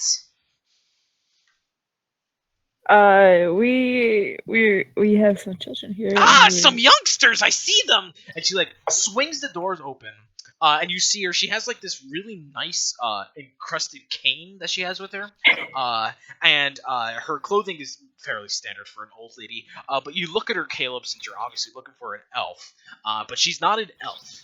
Her hair, when she opens the door, kind of like doesn't flap in the wind, but it does its own kind of thing where it's not in like a bun; it's all out.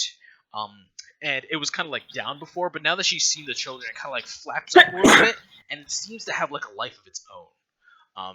So Miyazaki shit Shane right the there. person knows what it is. Can I make an investigation check? Or what kind of check would be necessary to I mean, determine what kind of person she is? Determining a race, you can definitely tell what it is. So she's an air genasi. Yeah, she's an air. A what? Oh, what? Air genasi. An elemental, basically. Okay. Yeah. So so she swings it open. She's just like, bring them here, they're so cute. And the children are reluctant to go to her, but Understandably. I'll kneel down to one of them Mhm. and say, "This lady, go with her. She'll keep you safe." yeah, and they look up at you, and Nylan chimes in, and he also looks at the two younger ones, and he looks at them and he's like, what he says is correct. We do not have a home anymore. And the middle one like looks up and like reaches a hand out to you, Caleb, and like grabs your pants, and he's like, no, they are not our parents. They can't take care of us forever. We must find a new home. And the old lady, like her hair like lowers at this point. When she like notices Nyland the way he's talking with how young he is, and she's like, "That boy, he is so smart. Where did you pick these children up?"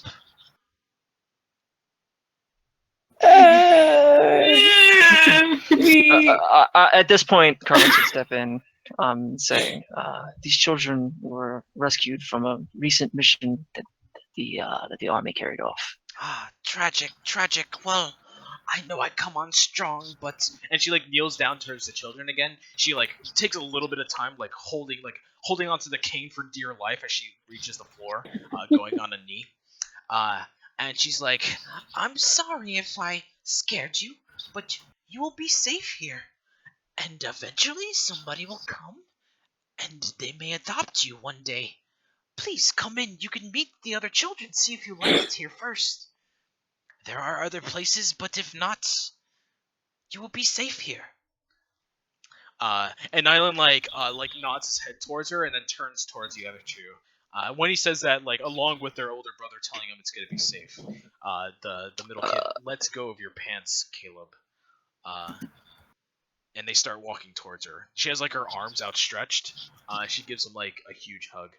She looks up and she's like, "Thank you, thank you. I don't know if you know this, but tiefling children are my favorites. We get so many here as of late. So many." Carvux smiles. He also walks over to her and gets close to her, or maybe bends down because I'm assuming she's a little bit shorter than Carvux, and whispers to her. Obviously, her hearing is probably not that great, but he at least tries to hush it away from the kids and says, "If a blue tiefling named Thanamir requests to see the children, you must not let him see them." What? Aha. Do I see the children walk away? Yeah, she gives him a hug and instructs him to go sit on a couch. Caleb's gonna go follow them. Okay, yeah, you go follow him in. She uses all of her strength to get up of her cane. She's just like, "Let me get up, boy. Let me get up." What did you say? If a blue tiefling, blue-skinned, named Thanamir attempts to see the children, you must not let him. Is that their father? He is abusive. Oh, I've dealt with their kind before. And she like takes her cane, and some magic like kind of flows through it, and it makes like a little tornado at the end of it. And she's just like, "I'll make sure he meets his demise." And she like she makes like a pokey motion, pointed like off the side of the cliff that you're behind. I have no doubt. Dakon's crying. He's like, "I don't want to miss you guys." Man of the faith. Yeah. I thank you very much for doing this. You and all of you. This is a great deed that you're doing. Getting him away from that danger.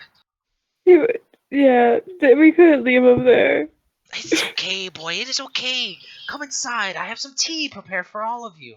All the guests that come through our doors. You got tea? Of course. I see you're a mountain dwarf there. I got one just for your kind. It'll feel like you're back at home. Okay. Come. So she turns around and like slowly goes, and she motions towards like this little lounge area with a bunch of like rickety couches that look obviously old and donated, but in working order. And she goes behind the kitchen, and there's already like at least like 4 pots. This is definitely like there's like cups all over the place. Not all over the place, but they're spread out like sippy cups and things like that. And the stove has like 4 tea kettles at it, which is unusual, but she probably just makes a lot of tea for the children, that you could assume. So one's already like prepared. She just kind of pours it.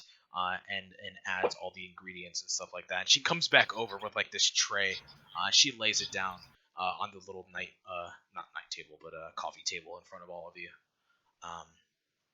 And she sits down next to you, Caleb. And she's just like, "Oh, that strummy thing on your back. Would you mind playing for me, please? Maybe give a performance for the children?" Sure. They love the performers, but as of late, Fortress has been in quite a tizzy. Nobody has really come by. Of course. Okay. So not right now. The children are not there. They're up in another section of the city, but we'll use that role for a later date. And she's gonna try to try to read you right now, Caleb.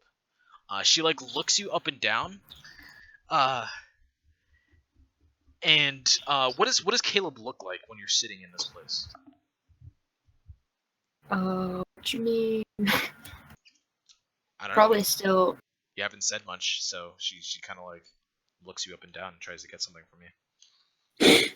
But as we're looking at Caleb, what does Caleb look like? He's probably still dressed in nice, regular clothes. Mhm. But yeah, all in all, he's pretty quiet. Mhm. Had a fairly awkward time as of late. Yeah, certainly. Since coming. Yeah, and she like puts the tea down, and has some small talk with Darkon about his religion.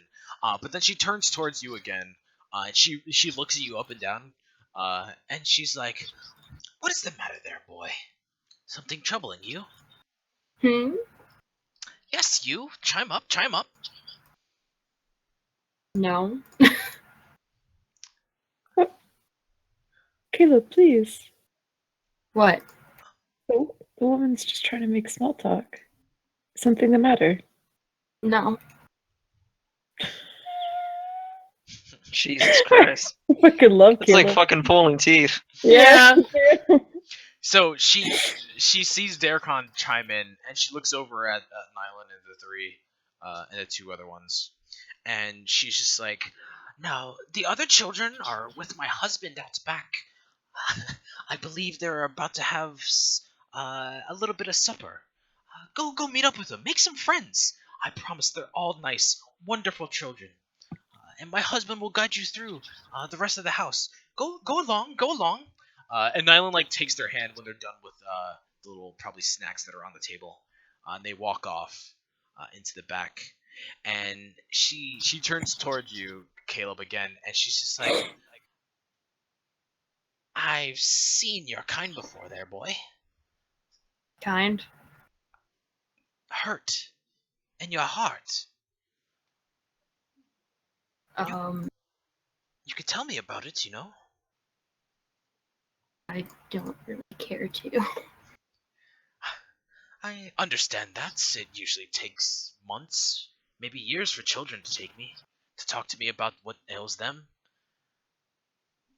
But it's also within that time that I see some of the children that don't tell me break and hurt more than the others. Get it off your chest while you can, there, boy. Don't let it consume you." Oh, that's very unfortunate. "Your friends here seem like good people. I'm sure they will understand, whatever it is." Of course. Are you okay there, Darkon, yourself? Is he still sniffling? Is that what I'm hearing? Stop He crying! he's crying more now that she's bringing up the fact that you are hurt. He's like, why did I notice that? Let's not turn this into a tearjerker here. Carvex is kind of just like staring at whatever table is, and whatever the director is, one of them just with like his dead set. He's just like, I don't know what this. He probably doesn't not entirely sure what this is turning into. But Yeah. Well, let's not turn this into a tearjerker there. What is it, your name, there, boy? To you, Caleb. Caleb. Right. Well, the children are having some snacks. So let's go out to the back and you can give them your little performance.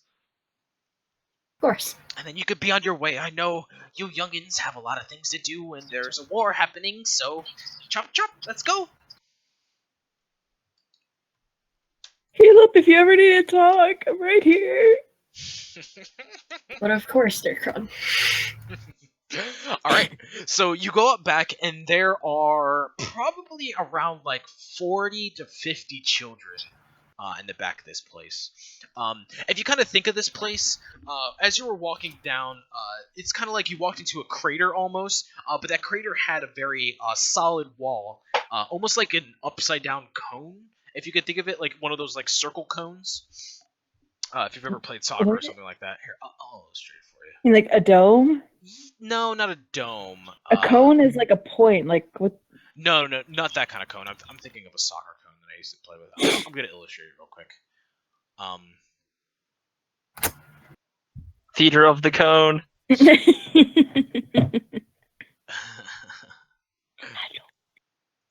do I make a circle? I think I press control, right? No. How do you make a circle? How do you make a circle? I don't know. Maybe. No, I mean with the tool. You can make circles with the tool. Fox. All right, it's alt.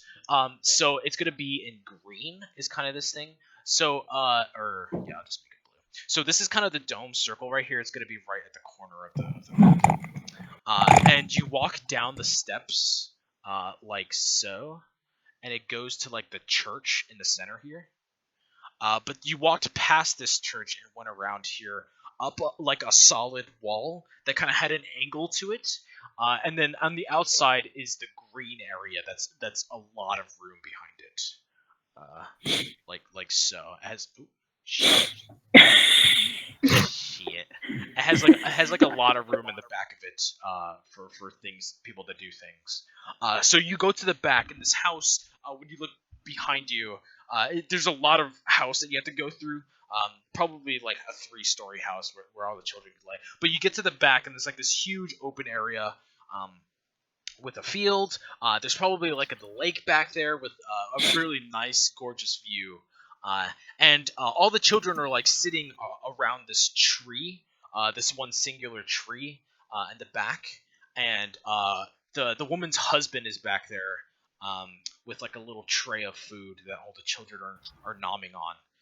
And when you get to the tree, Caleb, you do your performance. It's an 18, and they're children, so they're pretty easy to entertain. And the children love it. About another hour passes by. You finish your performance. The children absolutely love it, and they go out to play in the back some more. And before they run off, the youngest one like runs off with like a girl that she made friends with.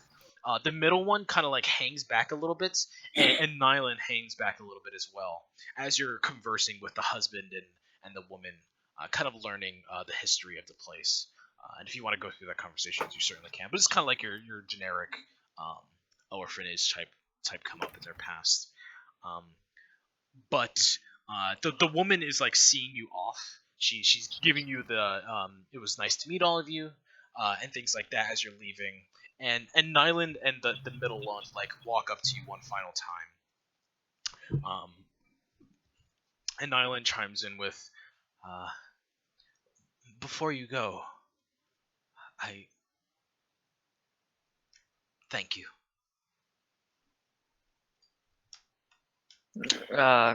Carvix kneels down and says, I wanted to give you this. I don't have much of a use for it, but you seem like the smart type. Mm-hmm. Also, and I have a dice set, and I'm going to give him a dice set. Nice, yeah. Also, Caleb, you still have the harp. Yeah, I was just about to bring that up. Mm-hmm. I'm definitely gonna give it to them. Yeah, sir. So it was probably a little bit too big for them to carry this whole way, but yeah, you give it to him and he like sets it on the ground. And probably for the first time in a long time, you see Nylan start to like wipe a tear from his eye when you put the harp down. He starts sobbing in a little bit. And he gives you all a final hug before he takes all the things and sits by the tree along with his middle brother, and they start to strum. on the harp. Darkon is gonna tell him about where his hometown is, and if he ever wants to visit him, to go ahead and go there. Yeah, sure. He'll acknowledge that as he's walking off towards the tree. And kind of the last thing we see before you leave the backyard is the three of them by the tree, strumming that harp. Gonna fucking miss those kids. Good luck on your travels, everybody. Thank you again. And they wave you off as you go down the steps towards the church. Is anybody else fucking amazed that we didn't get one of the kids killed? That's incredible. Who says we can't get the job done? Yeah, we just got their mother killed, but That's We're not. fucking that's orphans not- now. That's not the goal. That we was made not. orphans. Look. You're thinking of the journey and not the destination. Minor detail, I understand. So unless anybody interjects otherwise, I believe we have a meeting with somebody. Yeah, Ugrek. Yes, Ukrak.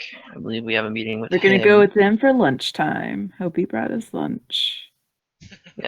So I'm pitching that idea unless anybody else has something different that they want to do.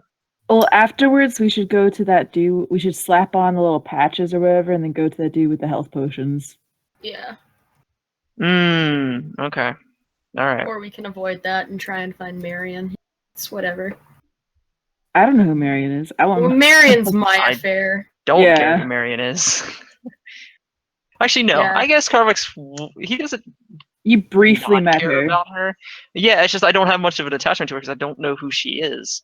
I just know that she's a person that doesn't get along well with the flame. So, or I guess wait, hold up. I guess You're right. specifically the. You're right.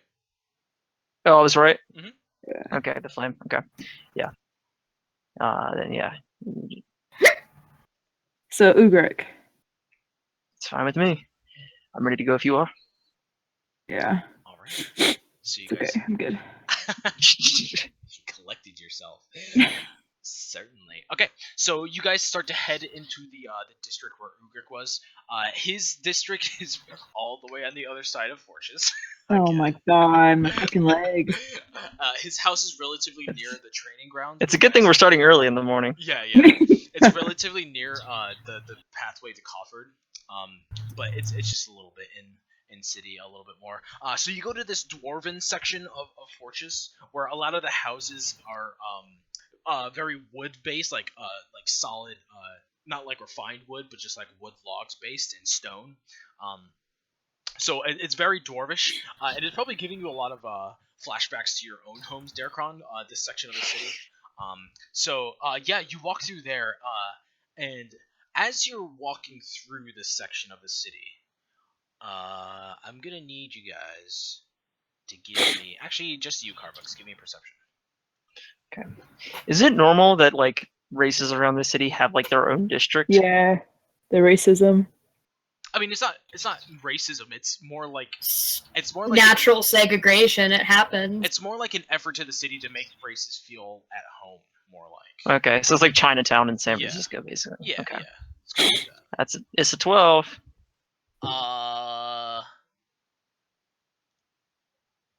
Jesus Christ. Alright. Tell me the horde of children that come out to steal my gold. I'll just start swinging with my sword. So Darkon and Caleb, I'm gonna need you guys to give me a perception as well. Okay. Please do better than 12. Thank you. So 15. That Not lady, bad. the lady got to me. But What can I 20's not say? good. Yes. I'm not a fan of that 20. So, Carvux, second verse, same as the first. Out of an alleyway. Actually, this doesn't happen to you, Carvux. In front of you, No. as you're walking, a kid like pops out of the alleyway just like before. It's not the same kid though. It's a different kid. He pops I out. back up immediately. Yeah, he pops out and he. One sec. Well, if Carbuck sees him, he's gonna know that he stole his gold So last time. yeah. So Or so he doesn't. He pops out. It's a different kid. And he obviously feigns trying to take this person's wallet. He does the thing where like he bumps into this person. He doesn't even make an attempt to go for their wallet, and he does the thing where he's like, "Oi, blah blah blah," and he runs off. So he runs off, and the person like looks at their coinage and stuff like that, and he runs after that kid. But you notice that he didn't even make an attempt for the purse, but the person still ran after him. I noticed that. Yes. And I noticed none of this because fucking I turn to 9. I turn to Carson, or Jesus Christ. I turn to Derekron and I say, "This is the second time I've seen that happen today. kids Should we stealing. investigate?" Kids stealing? Yes, just pickpocketing. Is that not common in the big cities? In the same day? Within like a couple hours? If you think it's worth investigating, I'm all for it. We can put Ugrek on the side runner. I don't want to spend too much time on this, but I do want to figure out what happened. I scroll over, or I want to go over in the direction that those guys were going. Okay, so you walk towards the direction where those guys are going. Give me another perception, Carlos. Okay.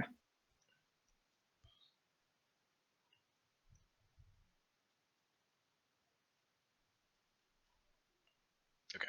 With the 14, you look actually. Okay, you beat him. So you look over to the right, Carbucks, in the alleyway that the kid came out of, and you see a familiar face. There is the kid that's you assume stole from you before in the alleyway, like walking towards these other kids, and he's like flipping these newly acquired gold coins in his hands, walking down the alleyway.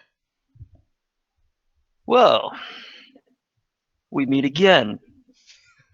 So he's a little bit deep in there. It's a so you're gonna really have to bad go, anime. You're gonna have to go up to him or if you want to like yell at him, but like he's like probably like 40 feet into the alleyway at that point.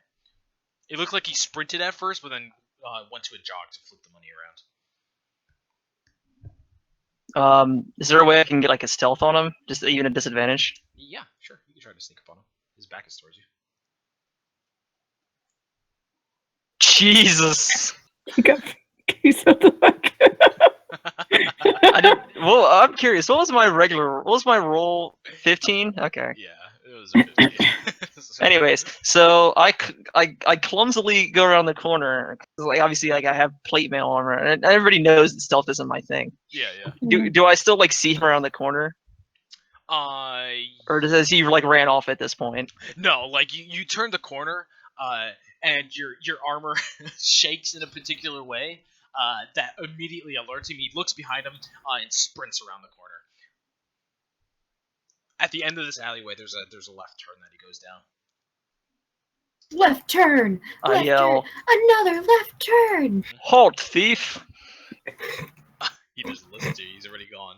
Yeah, I figured as much. Corny. Are you gonna follow after him? I turn to Derek if he's following me, and I say, "This Yeah, is the yeah. same boy who must have stolen from me this morning." And I check I'm assuming like if I checked my bag, I would notice now that it's like 5 gold short. Yep. Certainly. And it says, pickpocketing seems a lot worse in the city now than it was when I was around last. That's an accurate statement. Well, then it was probably a newly acquired crime syndicate. Do you want to tell the guards or alert them to this, or would you like I'm to sure follow? this is something they already will. But I'll make a note of it to whoever we see. The thing is, the boy could probably use the coin more than I could, but he didn't look like he was.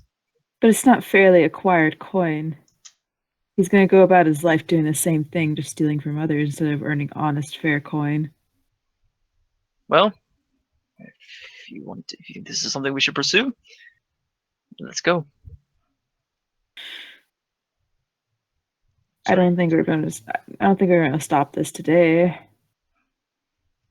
All right. Okay. He's probably long gone by now, anyways. But we'll make a note of it to the guards. Yes. Perhaps this is something bigger and maybe something we can fix.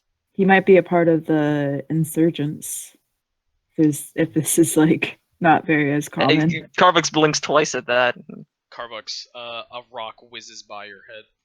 What the fuck? You almost got assassinated, bro. Do I dodge it? Yeah, it misses completely. On the rooftop, down the alleyway, is the kid. He looked like he picked up a rock, and he's on top of the roof, and he whizzes it by your head. And he's just like, "Yeah, bloody tiefling, get out of here!" That's That's not just very rude. nice. Mm-hmm. We gotta go spank his ass. You want some too? And like two other kids' heads like pop up behind him. They each have rocks in their hands, and they're gonna throw them at Darkron and Caleb as well. The one. Wow. Does an 18 hit you, Darkron? An 18? Your armor class? Yes. Okay. My armor class is 18. Yeah, so it smacks you against the cheek, Darkron. Fucking rude. Yep. Do you go off and like go towards them? I'm not gonna stop you if you do. I'm gonna put my hand to my cheek and be like, "Hey, stop it! What are you doing?" Yeah, and they're like, "Ah!" Ha, ha, ha, and their heads like jump off the roof and they disappear. Cheeky bastards. It's a good thing I have Hellish Rebuke ready. Just burn them alive. Oh my god! No, I'm kidding. Look, I turn to Darkon and I see that something caught him on the cheek. I say, "Look, let's get out of here." Fucking rude. Darkon, take 1 point of damage. Actually, it's a rock. It's not a sling though. Just take 1 point of damage. Wow. Okay. It's thrown from I'll make sure. All right. So you. Can I heal myself? I'm gonna cast Cure Wounds. For 2 hit points. We're gonna sleep before we do anything. We're in the city. That's true. I would not bet money on that. I'm not actually gonna do Cure Wounds, but it's fucking pointless. 2 fucking hit points. I would not use Cure Wounds, but it's very funny. Like, oh wow, that mildly inconvenienced me. Are you gonna do it or not? No, I'm not gonna cast Cure Wounds. Alright. So yeah, their tiny heads disappear down, assumedly dumping off the building. Disappear. Mhm. Anything you guys want to do? No, we're- follow to the kids.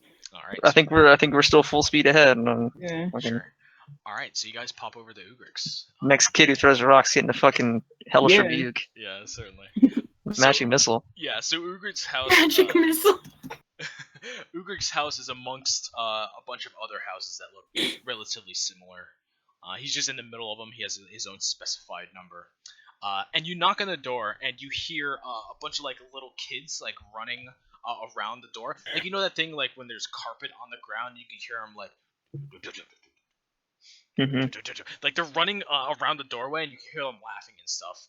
And this female dwarf opens the door. She has like braids in her hair. She has red hair, like vibrant red hair almost. It's not like dyed or anything, but she has like very vibrant red hair.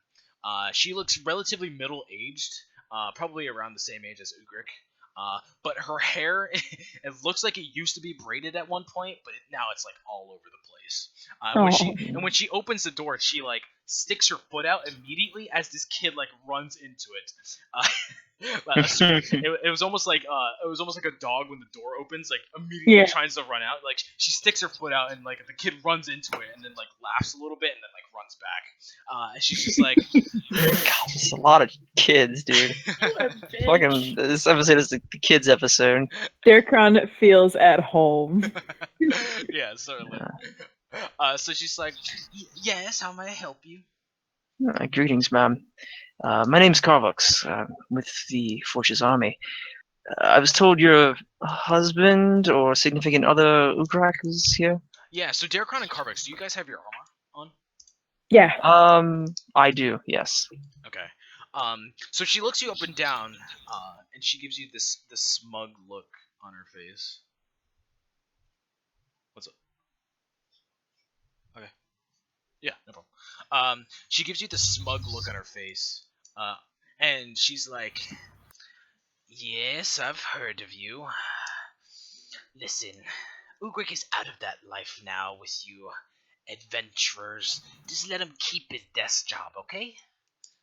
Is that too much to ask?" Believe me, ma'am, I have no intention of removing him from that desk job. He mentioned he wanted to give us some items Yes, before yes, I we headed know. out. I know what he brought you here for, but he goes into these talks, and when he talks with his friends, he gets these crazy ideas that he wants to go back out again. And I'm afraid one day he might actually will. But we have children here now. Please, just remind him of that. Oh, ma'am, of course. No, we'd never take away from you and your kids. I know you wouldn't tell him directly to go with you, but he gets these ideas of the old days, and you know how it is. Please, please, come inside.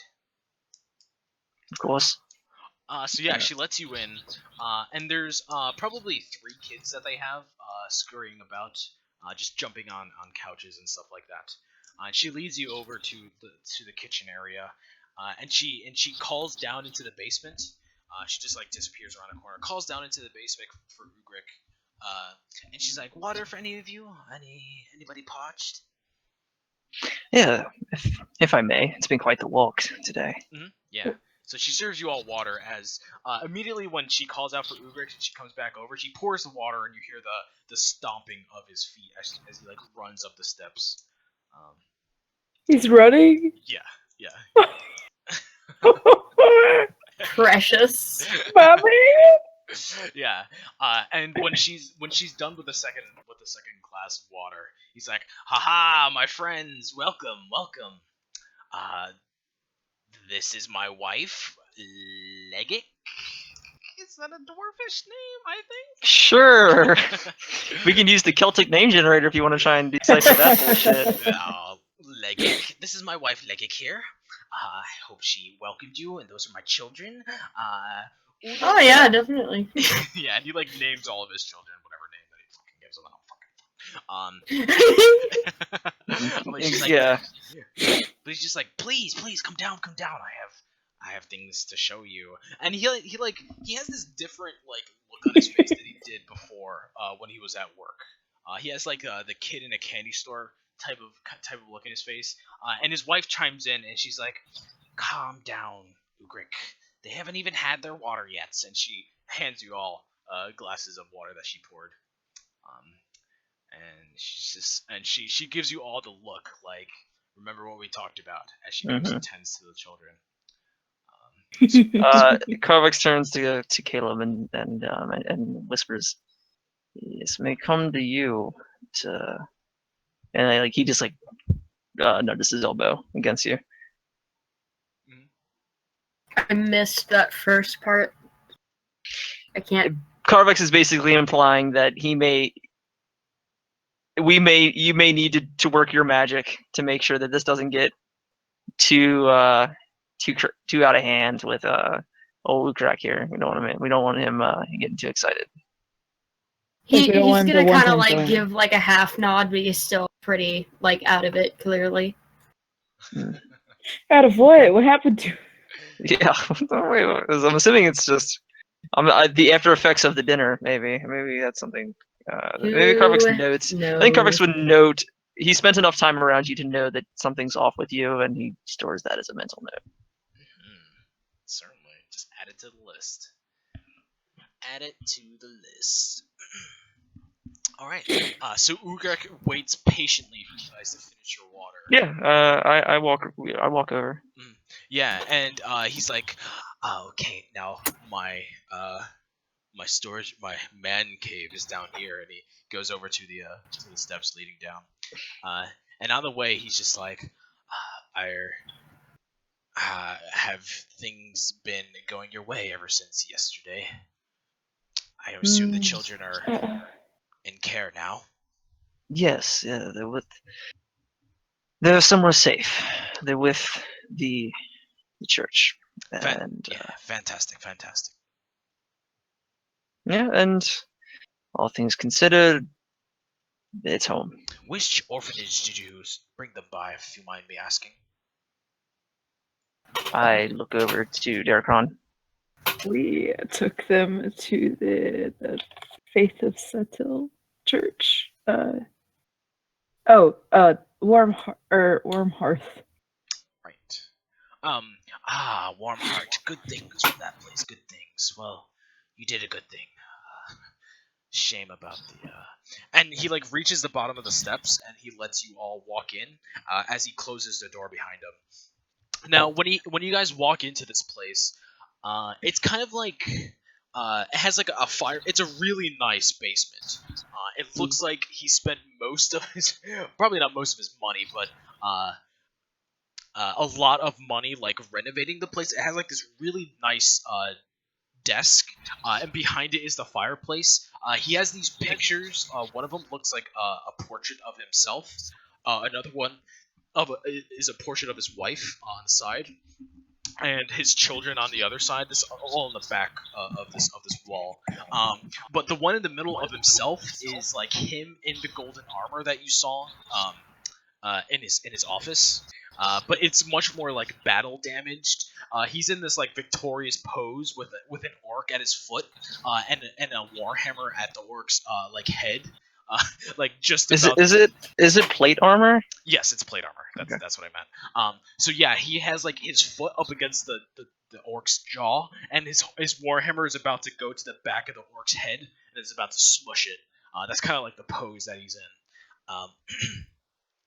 And he notices you guys looking at it, and he's just like, "Ah, yes, my finest kill. Just gave an artisan rendition, and he made it quite well, I assume. But please have a seat." Yeah, Kavix, he looks over and admires all the pictures and takes a seat. Yeah, nice. So yeah, he sits at his desk, and he's just like, "Now, I don't want to keep you all too long. I know you have important things working for our government, and it's a good thing you caught me on my day off. But after a mission like that, I've been there. Time and time again.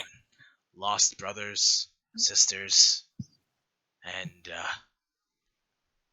I have something for you." He turns around, and he slides one of his like bookcases to the side, and behind it is like this hole in the wall. And in this hole in the wall, he pulls out some stuff. Now I'm gonna need you guys to make some rolls. Oh shit. Hello. What Okay. sort of roll? What was that? What sort of roll? Yes, that is the question. So whoever wants to roll this, first I'm going to need a D4 from somebody, one person. Sam has you the go. most luck. Wait, All Sam right. says what? Oh, Sam, do it, Sam. 3. Solid. Trace. Perfect. Now, Sam, I'm going to need you to roll a D100 3 times.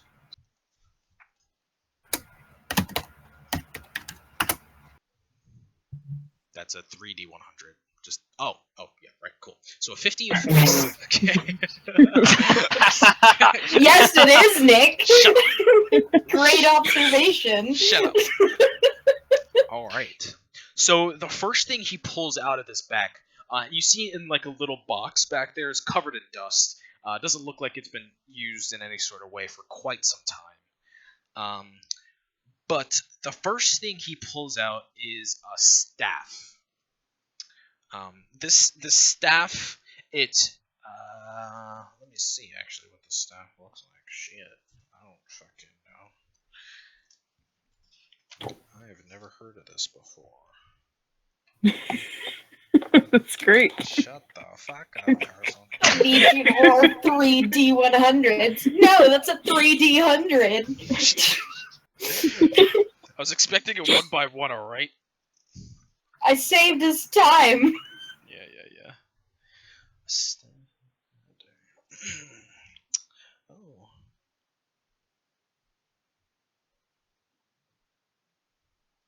Okay, so he takes out a staff, and the staff is curved at the top of it, and the top of the staff has a snake, a cobra, um, as the head of it. The That's rest of dope. it is like scaled, and it's a red cobra, very rare, but it looks almost real when he takes it out.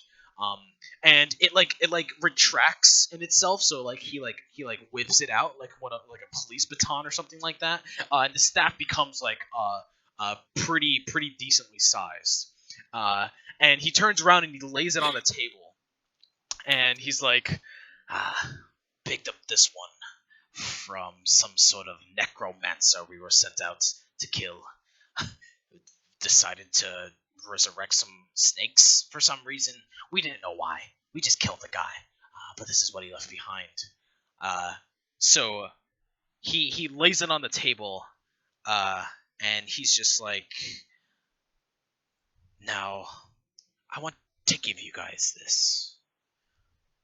I see myself in a lot of you. And he's looking at you, Derkron, in specific when he says that. Potential youth, and if these items I give you can prevent you from dying one day, it would make me a happy man. You good? You good?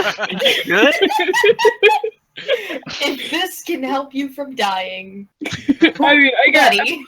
I lost a hit point out there, bro. 2. Yeah, certainly. Give me another D100, Sam. It's kind of the same thing. 31. Do you need another one? Yes, another one. How do you roll another fucking 31? Another one. That's still the same item. Get like 100 or something. Oh my Jesus Christ! Can we take the 88? You'll take the 15. Fuck. So the 15.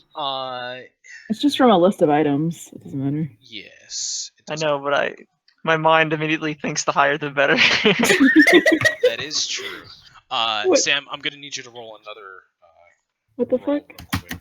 Not a Do it D100. 100 D100. Not a D100. 1, 2, 3, 4, 5, 6, 7, 8, 9, 10, 11, 12, 13, 14, 15, 16, 17, 18, 19, 20, 21, 22, 23, 24, 25, 26, 27, 28, 29, 30, 31, 32, 33, 34, 35, 36, 37. Roll me a D37. 7. Because those exist. 1, 2, 3, 4, 5, 6, 7. Can you please roll better? He takes out a mace that has this. It's not your typical mace where it's like a big circle. It has this giant spike coming out of the front of it. Oh. And this mace has this rune on the side of it. And when he whips it out, he lays it on the table.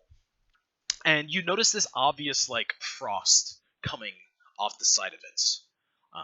And he lays it down, and it touches the table, and the table kind of turns blue for a second, and then it reverts right back. It's probably like for a flash. You just see it. So he lays it down. And he's just like, this one here, yeah. And you immediately notice as the mace that he's in the picture above you, that he smashed the orc's head with, and he's just like. I didn't really use this mace to kill the orc with it. It just looked nice. We picked it up afterwards on a trip. There was these spiders. It was just in the web of one of them for some reason. We took it out. Me and my buddies played cards for it, and I won. So, don't really know what it does. Never really hit something with it, but I'm sure you'll figure it out one day. And the last one that you rolled. That'd be the 31. Yes, the 31. Approach. Oh, shit. Let me see what this does.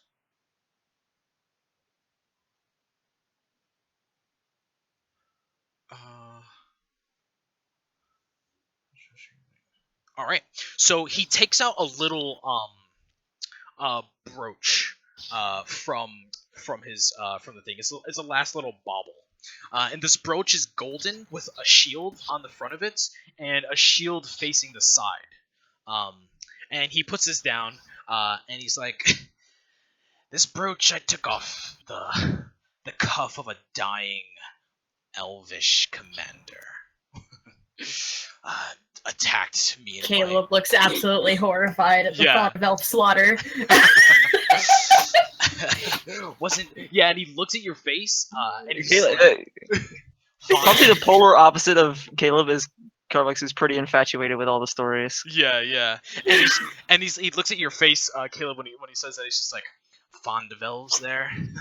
These weren't your typical ones. Dark skin, I believe you call them drow. Sorry, I guess I should have started with that, but yes, drow. But they had this one particular elf that was helping them. The one leading them all. Decided to make its skin black for some reason, tried to fit in with them. Didn't quite work. We killed him, took his brooch, and shut the fuck up. And here it is." You're on fire, Dave. I believe it's called a drill. What did you ever figure out what the brooch did, Ukrak? It's not called fucking bro, you goddamn degenerate. I didn't wear it for the majority. This was one given to me by... and he, like, looks at the stairs, and he, like, puts a hand to the side of his mouth. "A female colleague of mine before we parted ways." Oh. Ooh, risque. Your card does not look terrific, right? Carvex nods his head. Says, "Well, this is quite the collection you've amassed here, Ukrak." "Yes, it is, and I'm sure my wife gave you the spiel not to indulge my imagination again. I won't. I know I have children and responsibilities. This is why I'm giving it to you. So I don't have these thoughts again, so I'm not tempted to continue my travels." Carvex nods his head. Did you think? Sorry, what? Did you think I would give you the armor there, Carvux? Carvex does. He has like this sly smile. He says, "Well, Ukrak, I won't deny that it would be beautiful wearing it, but It is my office piece. I cannot give it to you. My prized possession." He laughs. He says, "I'm well aware of that. I understand it's something you want to hold on to." Yeah. So he's like, "Now again, I won't hold your time, but I'm sure if you could kill at least one son of a bitch from Marith, it would be worth it. Now please, take it. And if there's anything else you need from me, you know where to find me and my family."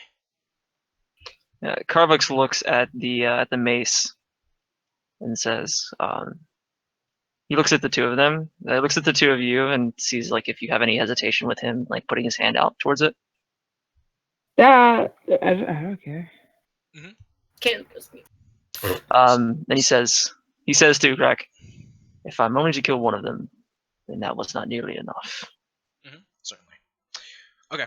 So to figure out what these things do, you're gonna have to attune to them. And kind of study them a little bit with a little bit of Arcana check. I would like to do that. What is the brooch? What did it look like again? It's a shield on the left. Actually, side. yeah. I guess could we like look at each of these before we choose what they are? Maybe can we do that first? Yeah. Strategize. Are you gonna do it in the household here? Do you want to like stay with Ugric and like kind of reminisce a little bit more while you're attuning to these items? Sure. Okay. Yeah, certainly. So give me not gonna need it. If you're just gonna sit there and just study it for the entire time, you're definitely gonna figure out what these things do. So who's gonna study the staff? I guess I'll look at the stuff. Yeah, so you guys are going over some more war stories with Ugric and his travels. And as you attune to the staff, give me an Arcana check.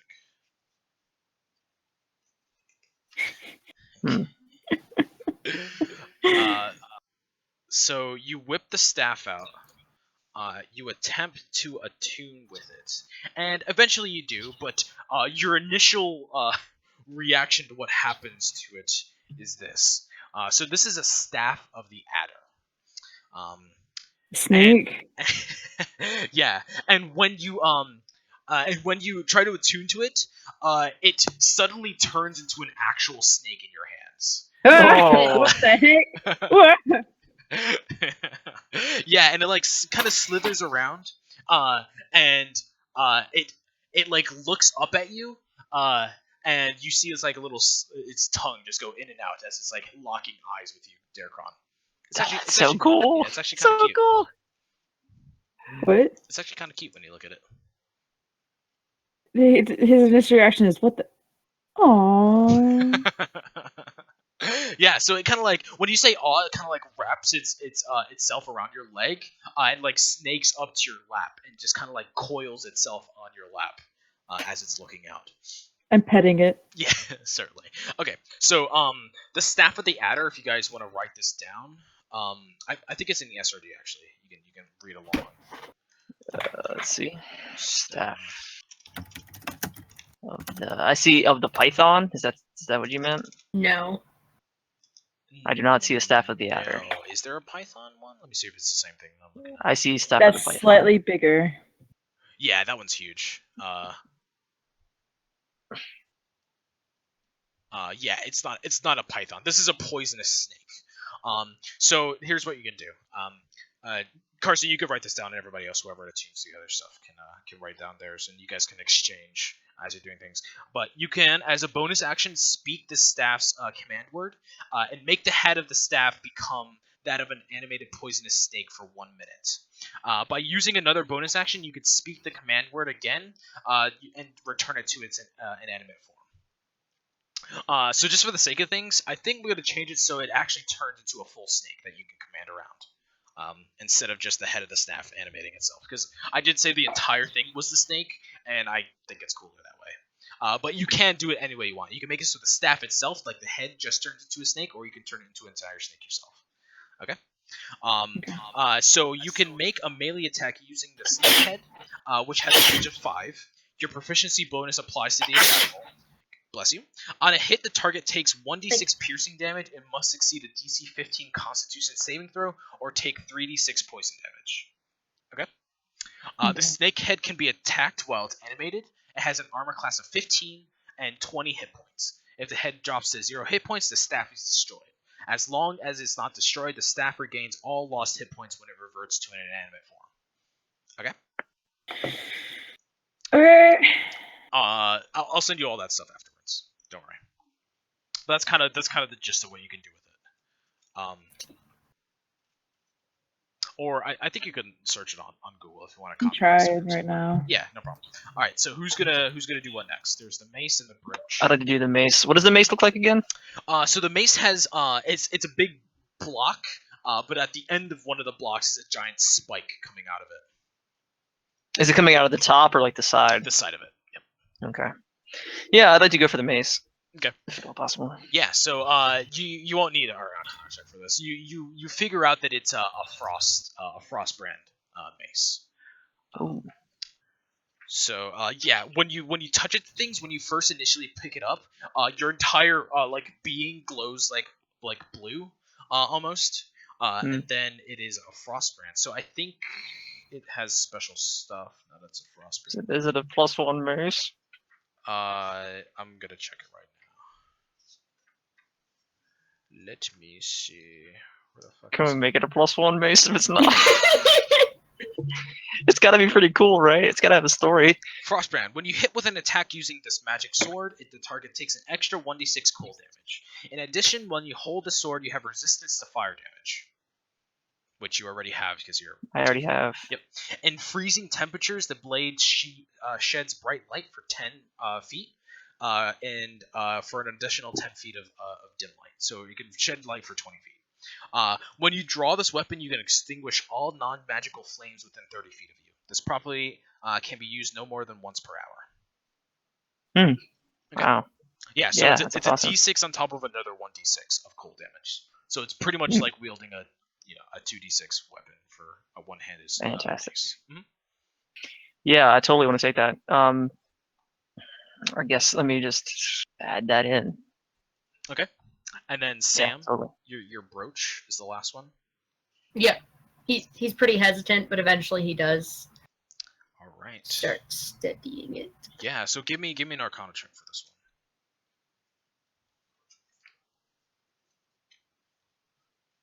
one. Damn. Better than Ready? That's it. that other guy. Better than him. Yeah, that other guy. Let me go back to the page where I found it real quick. What did he roll, like a 2? What a fucking loser. Yeah, right. Can't believe him. He starts crying again.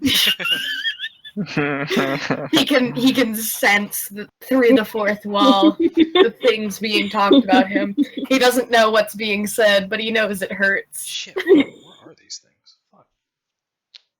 You mentioned just how fucking decked out I am at this point now with like weapons. I have weapons all over me. I have a longsword, I have a mace, I have a fucking shield, I have armor. It's fucking insane. Okay, so when you put the brooch on your chest and you attune to it, it like slithers around your body, and it goes to your wrist, and it slides itself around your wrist. So it's actually not a brooch. It's a it's a bracelet that you find. So the bracelet that you found is it is a bracer of defense. So Bringing back the bangles. yeah. So you gain +2 bonus to AC if you're wearing no armor and using no shield. Okay. What garbage? But sure.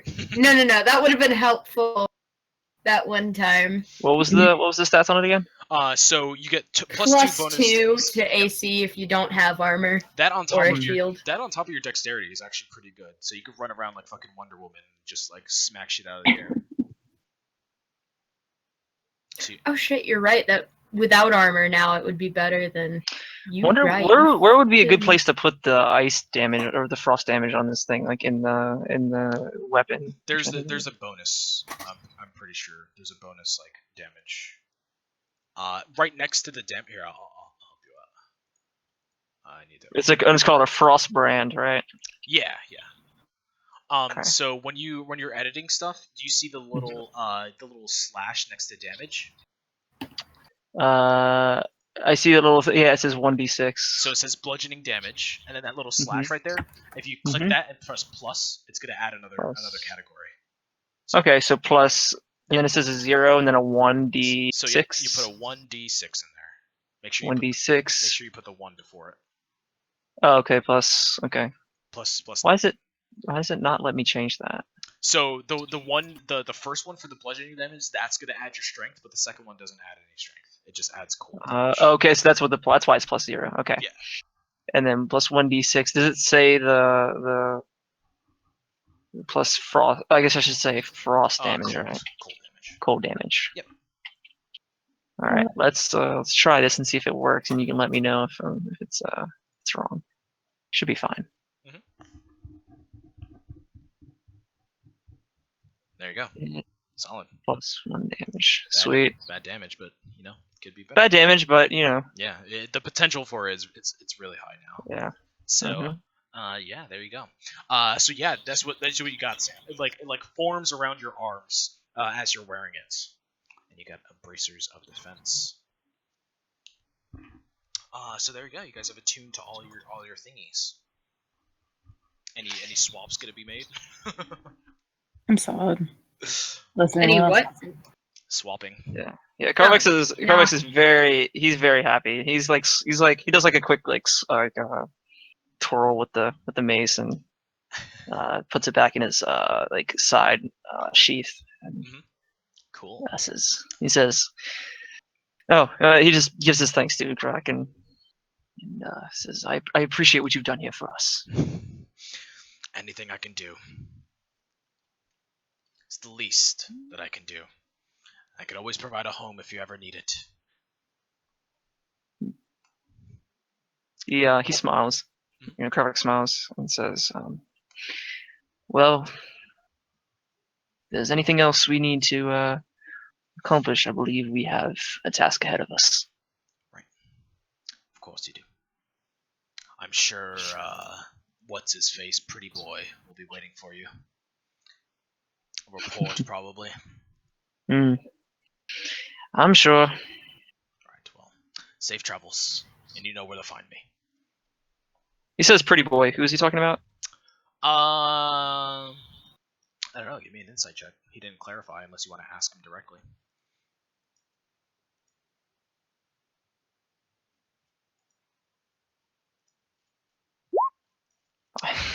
You don't know who he's talking So okay, so then he asks, pretty boy. Ornald Vickers, the one that replaced the flame. Ah, Yes, yes. leading the city now. Yes, that's right. None of us wanted it, but has to be done. You know, spirits and all. What's your take on him? A decent man. Probably, if I had to read him the first time, I'd say he had some shady business dealings in the past. Reformed, maybe? I don't know. That's what I would assume first looking at him. Those were the rumors, anyway. All right. Keep that in mind. Right. I look to the rest of the group. Well, shall we? Indeed. Damn. Let's go. That damage. Nice. All right. So you guys. Damn. Yeah. First, you got to hit with it. Yeah. Nice. So you guys leave, and you exit out of the home and head towards where? What are you guys gonna do once you're out? We got it. I want to go to the health potion, dude. Right. I definitely put the patch that I kept on from earlier onto my sack, my backpack, and remind the others. I actually forgot about that. Cool. So I'm assuming because he reminded us. I mean, I guess we need to talk to the pretty boy guy to let him know what happened? I mean, a report would be probably the best thing to do. See if there's any new orders or other stuff that's come up. Maybe. I mean, it's up to you. Okay. Yeah, I think it's probably a good idea. Yeah. You guys don't know what you're gonna want to do. And you go fuck mermaids next. Okay. Yeah. I mean, I think that would probably be a good idea. But if you want to stop, I think that's the stop after Potion Man. If you want to do that. Yeah. Certainly. So as you leave the house, I'm gonna need the three of you to give me a perception check real quick. Yes, it's fucking kids. I swear to God. I am just completely oblivious to these kids all the time. Yeah, you've been out of it this whole time. Damn. Jesus, dude. Oh, they're bad. Okay, so Can I catch him this time? Fucking grab his arm. No, you guys are just leaving the house, and as you turn around and wave goodbye, all the children are like at the window waving you goodbye. And you turn around, and immediately across the way from you, on top of the roof, you see the three of them, like their heads are like poked up, and when they see that you guys saw them, they like quickly lower. And one kid probably stays up too long, and then you see the arm of the middle kid, the leader, like push him down.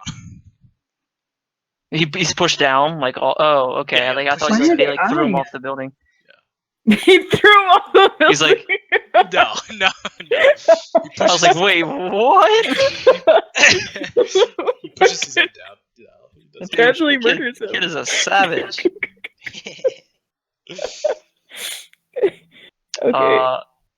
Yeah, okay. We're gonna steer clear of those assholes. Yeah. I'm not gonna do anything about it. Okay. Where are you guys gonna walk now? Where's the destination? They want to go to the potion guy? Yeah, that's relatively close to where you guys are because you were just leaving off of Cofford. Finally. Yeah, so it's about 4 blocks away. So after your second block, you go into the this not busy section of town. It's like mostly residential, and most of the people it's probably around like 3 o'clock in the afternoon, maybe 4 because you guys were tuning and talking with Ugric for a little bit. And it's 4 o'clock in the afternoon. You're walking through this very not populated part of the city.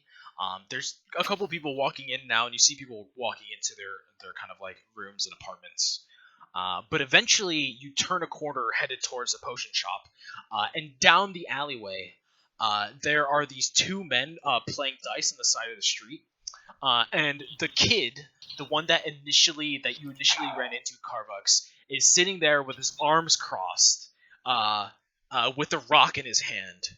And as you turn the corner, he like rears his hand backwards, and he's like, "Screw off, you bloody fucking tiefling!" And he throws it at you again. Now this is gonna be at disadvantage because it's kind of far away, Mm-hmm. but he's gonna try to hit you with it. So he rolls a 7, so it doesn't hit you. It whizzes by. I'm gonna walk towards him. Okay. When he throws it, he immediately runs to the side into an alleyway. And Carvik speaks out. But I saw there was two guys here, right? Yeah, they're like playing cards up against the side of the building, or dice, or rolling. It looks like they're gambling with each other. Is that illegal? No. Gambling. I walk over to the gentleman. Mhm. The kid is like gone now. He's just like out. He's away. You look down the alleyway and you see him. You have to walk past the alleyway to talk to the guys. Say, look, we need to talk. Are you talking to the men or the boy? The boy. How about you I come make won't- me? I won't hurt you. Let's talk about this. I doubt that. Your kind, all disgusting. All On of the you, and you city- hear the boys. You see their heads at the top of the rooftop, and they're like, "Yeah!" and they throw some rocks at you. Dacron's gonna be like, "Who hurt you? Shut up, you dwarf! Why are you so racist? I can be whatever I want. Now come make me, dirty tiefling." Make you what?" It's fucking confusing. Come on, do something. I'm just gonna sit there and stare at him. What are you, I'm pussy? not gonna do anything. Just looking. Little wimp? Still looking. Dacron's gonna like tap on his armor. Tap on Carvux's like nice ass armor. I don't have any new armor, but thank you. No, it's compared to them, the children. Yeah, sure, probably, yeah. So the kid like leans backward on the back of this like window, and she's like, "I could do this all day." All right. Good luck. And he turns to Darikon and said, like, because you wanted his attention. No, I was trying to get. I was just motioning to the fact that you have dope ass armor and you could take him any day. Yeah. What do you think we're gonna attack the children? No, just racist. Make me really angry. Even for the children. I'm not happy, but I'm not pleased by it either. What do you suggest we do? I mean, we can't really do anything about it. Can't just like hurt kids for no reason. Mm-hmm. I talked to the gentleman, to the guys that are gambling. Okay. Like, you know these kids?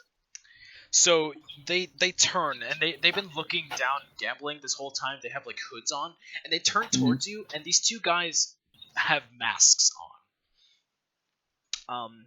They're like leather masks that are only covering like their eye section. Their mouths are exposed. What did you ask them? Sorry. So do you know these kids? And they turn towards you, and he looks down the alleyway. He's like, "Now." All right. Sorry to bother you. And I start to back away. Can I make a check on what that mask is? Like, or if it's just like is it like a special kind of like religious mask, or is it like what? I see what it is. There's just like a leather mask. You can give me a history or a religion check. Since I'm a priest, can I put take next to religion? Like, No, unless you did it. He's with. Well, Darikon's with me, right? Mhm. Can he help? What If it's a religion check? Unless you guys like talk it through. No, he can't like give you his mind. Okay. Well, no, I thought like if I'm like looking at it and maybe he like. Okay, never No, mind. but then it would Alright. be his role because you guys are. You're not, right. like, actively. You're right. All right, I'll religion it. Mhm. 8. Okay, that's about what I figured. Nope. My guy just suck. My character just fucking sucks at everything. Certainly. Derek, do you want to check? Yeah, Since I'm you're- like, since what's you're here going too. on with what's going on with the masks? 16 is still not good enough. Are you fucking Okay. kidding me? Uh, So I know with, that they're with weird? your 16, you've seen this somewhere, Derkron. You've probably heard inklings of it from the priests before you left. But this is like a different part of Setil, so the rumors might be different than what they saw. And Of a cult? even then, they had no clue what it was talking about. Maybe those were kind of the talkings that they were talking about. A cult's just like people worshiping something different that's not in line with the ways of the spirit, the faith of Setil. So yeah, they weren't too sure, and you're not too sure. So Carvix looks at the mask of him and doesn't ring a bell to him. So he just says, "Sorry to bother you," Sure. and backs away. So where are you gonna head? Potion shop. So you're gonna continue walking forward. Mm-hmm. Okay. When you continue to walk forward, you get to the edge of this house, and from behind, I'm gonna need you guys to give me a perception check real quick, all of you. It's a perception heavy episode, everybody. Because these fucking kids have been harassing us. Oh shit! Holy bitch! shit, Carbucks! Get fucked! Nice, Sue.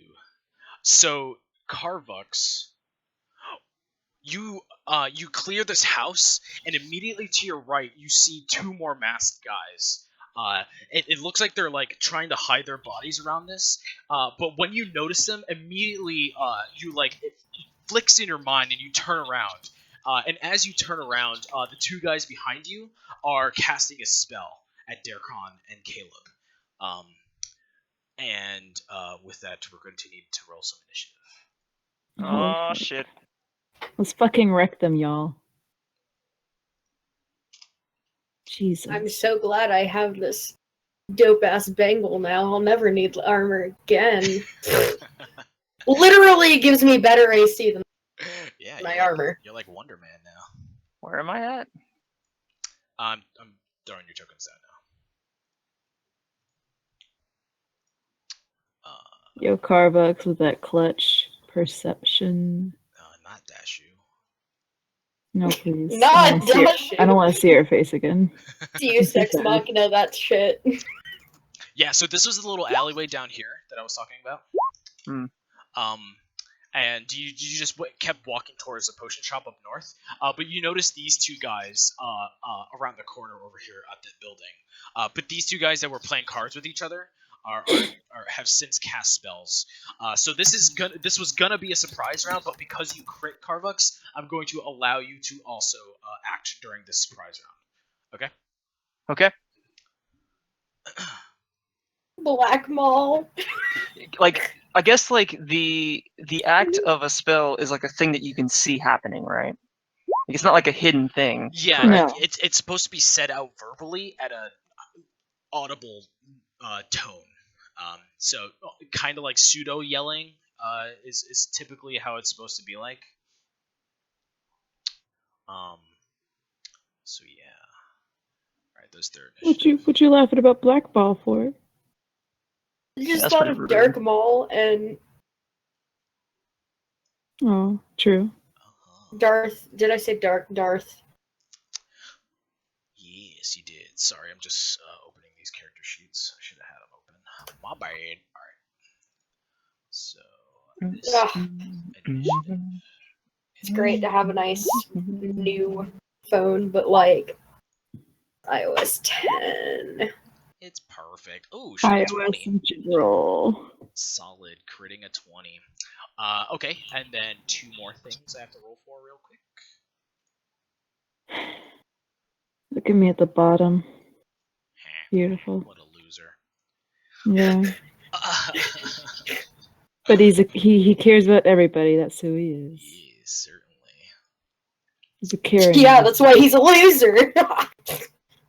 All right. So for this surprise round, Carvux, you turn around and you're the first one to see this. Now, when you turn around, Carvux, one of the guys, he like stands up. He's casting this spell, and as he's doing it, the guy behind him, his robes, he like has his arms down, and he's like looking up at the sky. And from his neck, like out of every porous of his robe, comes these snakes coming out of his robe. Now these snakes are also kind of the same color as your staff there, Darkron. They actually look exactly like the same like snakes. But it's coming out in a swarm like around. They're poisonous. Yeah, like Sure. out of his jacket. And they're going to start running for you guys. But the Alkalites are going to go. Yep. So this first Acolyte is going to cast Sacred Flame at you, Carvux, as you clear the landing. Here we go. Give me a Dexterity saving throw. I think that's what Sacred Flame is. I guess the spells aren't. How much? Should Or how be. much? What was up? What's the DC? 1 sec. I have to throw it in. I guess the spells didn't save. Oh, you will be boy. You make my dreams come. God, I fucking Hall and Oates in my head all goddamn day. 1 sec. Sorry. Yeah, please tell me the DC so I can fail. Yeah. I'm just I'm just learning the putting the spell in, so it'll do it automatically. All right. Now it should have done it. It's a DC 12. C12 Dex save. Oh my lord. Yep. You fail. So a Sacred Flame comes out and hits you in the side for 5 radiant damage. 5. Now this guy's also or actually who's next? Yeah. Okay. This guy's also gonna step around the corner. You see him start to shake as well with all these snakes coming out of him. And he's gonna cast Sacred Flame as well. On me? Yes, on you. Okay. So give me another DC 10, 12. 17. 17, you're good. But you take Okay. half of it? Or are you taking none of it? No, you don't take any of it. So yeah, you're good. The guys behind you are going to... Oh, no, you go next. So it's your Okay. turn. So Which the guys that were sorry, the guys that just attacked me were the ones up here, correct? Yeah, 1 sec. So out of this guy, as he steps around the corner, a bunch of snakes come out. So they're going to appear right there. And then out of this guy as well, the snakes are coming out. There's a swarm of them that look to be heading towards you. Now, I already rolled their initiative, so I'm just going to add that real quick. But it's your turn to act. Okay. I'm going to turn around and hit the guy here with the mace. All right.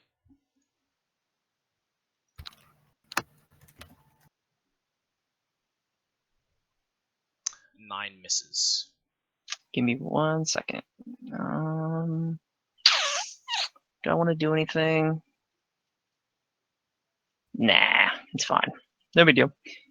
Okay. I'm just gonna stay here and Okay.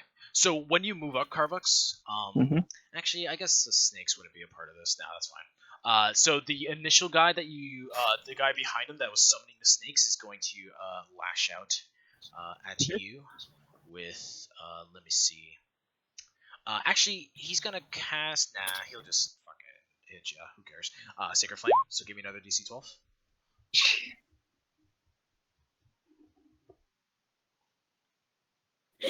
Did I miss anything good? Nah. Just Carvux just missed. Oh, What so else is nothing new? new. All right. Okay, yeah, you're lucky. Yep. So you dodge out of the way of it. And then the last guy is also going to cast. Actually, no, he can't. He's in melee range. He's going to kneel down. And cast. He's just gonna hit you with a club. Okay, that's a really good roll. Hits you for 3 damage. Don't you love it when people leave like the smallest amount of, say, like tea, so they don't have to make more? Yeah. All right. So that's the end of the surprise round. And with that, this guy's gonna duck around the corner right here, and then Caleb. So this all happens in a flash. Carbux just turns around and like charges this guy as a bunch of sacred flames hit him, and he dodges a couple of them. But it's your turn, Caleb. What are you gonna do? What's the deal with these snakes? They weren't here when I left. Yeah, those are the ones that were coming out of the guy's body. It's a swarm of snakes headed towards all of you. That's no good. Mm-hmm. And they're poisonous. Shit. I'd assume so. Darkron's probably Yeah. You would know that. These snakes are pretty well known for their poison. I suggest self-defense. Gonna try and hit this swarm of snakes. Yes, ma'am. With what? Thin them out with the short bow.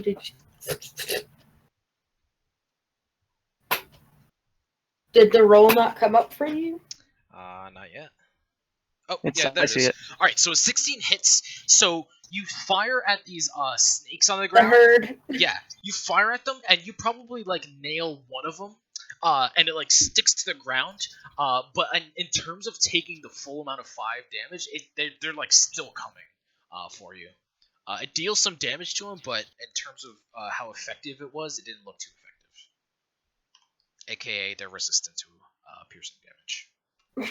Okay. And I guess I will give good buddy Carvux some of the information. There you go. Carvux is motivated. Cool. Can you put that in chat, please? There you go. Thank you.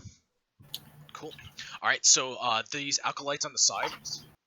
Now that Carvux isn't there, he's gonna poke around the corner, and he's gonna cast a Sacred Flame at you, Caleb. So give me a Dexterity saving throw, DC 12. This Ah, is what yes. you're good at, though, right, Caleb? Yes. Jesus Christ. What'd you roll? 24. Holy shit! Yeah, you're good. I've rolled like 3 24s tonight. Quick question, guys. I see for Caleb it says Dexterity saving throw, and I did a Yeah, there's a Dexterity there's a check. difference. The check is just a straight check. Saving throws, you might have proficiency with certain ones. So my I don't- dexterity is only +4, but Okay. my dexterity saving throw is +6. You Okay, don't so you don't have proficiency. I don't, so it wouldn't Dex. really matter, I think, for me. Yeah. Yeah. It's not Dexterity. Okay. So yeah, he throws out a Sacred Flame, but you dodge out of the way easily. And then he like stays here. Actually, no, he's gonna pop back around the corner. He misses royally. Yeah, royally. So these snakes, they are going to. Darkon, do you have your staff on you? Yes. Right. Okay. So these snakes are going to come right here next to you, Carvux, and they're going to start swirling around your body and slowly biting you. They can try. Yes. They can try. And Nope. they will. Ooh. Yes. So they don't get through your armor, but yeah, they're like crawling around your body and just. Oh like, my god, if that hit, I would have been like shit out of luck. Yeah. Yep. I just saw 2 green squares and I was like, oh. Yep. So Then I saw the 10. Yeah, so they're biting you. Carvux, it's your turn. Okay, can I swing at the snakes and get them off me? They're They're trying to constrict me, right? Is that what they're doing? they're or- just biting you. No. So what's the way to attack here? Am I able to use my mace and hit them, or Yeah, you what? can hit them. Yep, you can swat them off. There's some still on the ground, like at your feet. You can, you can swat them off one by one. I'm going to roll a d6. Will it matter? No. Okay. I'm going to action surge. Mhm. I'm gonna hit again. I'm getting used to this mace. Still getting used to. Gotta break it in. You could potentially with the D6 there. Nope. Fuck! Yes, I suck, dude. You're swinging, but these snakes are a little bit too wily for you to get a hold of, and your Frostbrand is not helping Oh my much. lord. This is the worst. Anything else, Carvex? Jesus. No, I can't really do anything else, so no, I'm good. All right, these snakes The are These worst. snakes are going to move forward and go for you, Caleb, right next to you. That's their turn. So yeah, they're just like slithering all over the place. This guy's gonna pop around the corner and shoot a sacred flame at you, Darkron. Okay. So give me a DC 12 to take 1 damage, potentially. We really need to fuck these guys up. Take 1 damage, Darkron. Oh no. It's gonna pop You back got in. me. Yeah, not 1 damage. Oh, boo-hoo. This guy is going to try to hit you with the club, Carvux. And he Holy Are you fucking kidding me right now, Nick? Are you alive? It's only Carvex? Nick. It's only Nick that rolls 22s on me. He crits Why you. do I have 19 AC? It doesn't matter. This guy's really good with a club. What can I say? All that gambling that he's doing. So yeah, he smacks you across the face with his club this time. You're fiddling with all the Jesus, snakes that dude. are crawling on your body. And Darkron, it's your turn. Fuck me.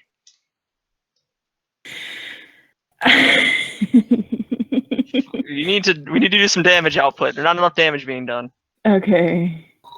You want damage, do you? I have He's no idea what gonna- you just said. I said you want damage, do you? Yeah, do you finally have damage spells? What do you mean finally? I'm a fucking cleric. What the fuck? You can still do damage. As a Yeah, I cleric. can. It's just not like I made big. Okay. Because I literally pretty sure I only have 2 damage spells. And one I have not used at all, ever, yet. Okay. Well. You have 17 AC, Caleb? Yeah. Holy shit. What's Doesn't your matter apparently. What's your I dexterity? think again, you Sam? just fucking club the Dex shit out is of us. 4.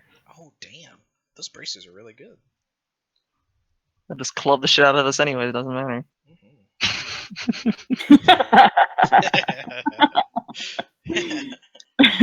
Are you Okay, you doing I'm something? gonna move up to next to you, Garbucks. Mm-hmm. Wait, that's a fucking wall. I'm gonna move right here. Mm-hmm. Fucking wall. Wall. And I am going to use my hand axe on the snake. Or no, my mace on the snake. Mace on the snake. Maces on the snake. Maces on Yeah. the snake. Isn't it more of a snake or a Jesus mace? Christ. Holy.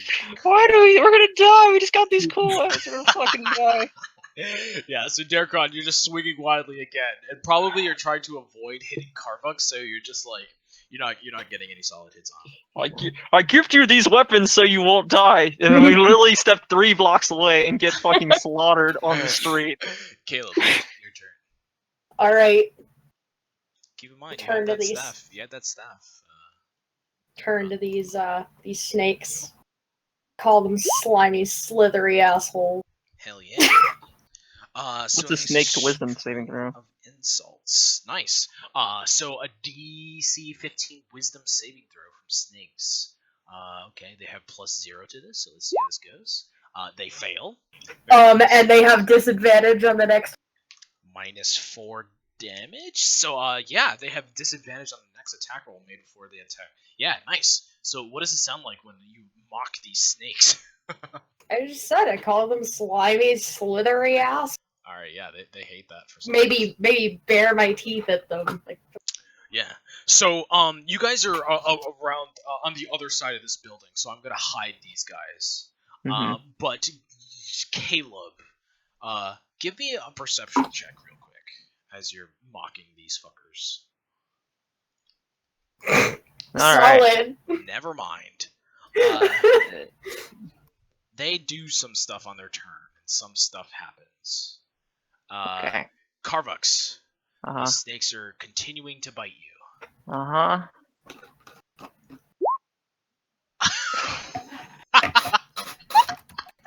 Jesus fucking Christ, Nicky, are you trying to kill us? Oh, that's beautiful. Are you fucking... It's beautiful. So these snakes get to your neck, Carvux. Oh my god. Uh-huh. They're just like pounding away at it. You feel the actually. So you take 10 points of damage. Now give me a Constitution saving throw. Just beat a 10. Jesus fucking Christ.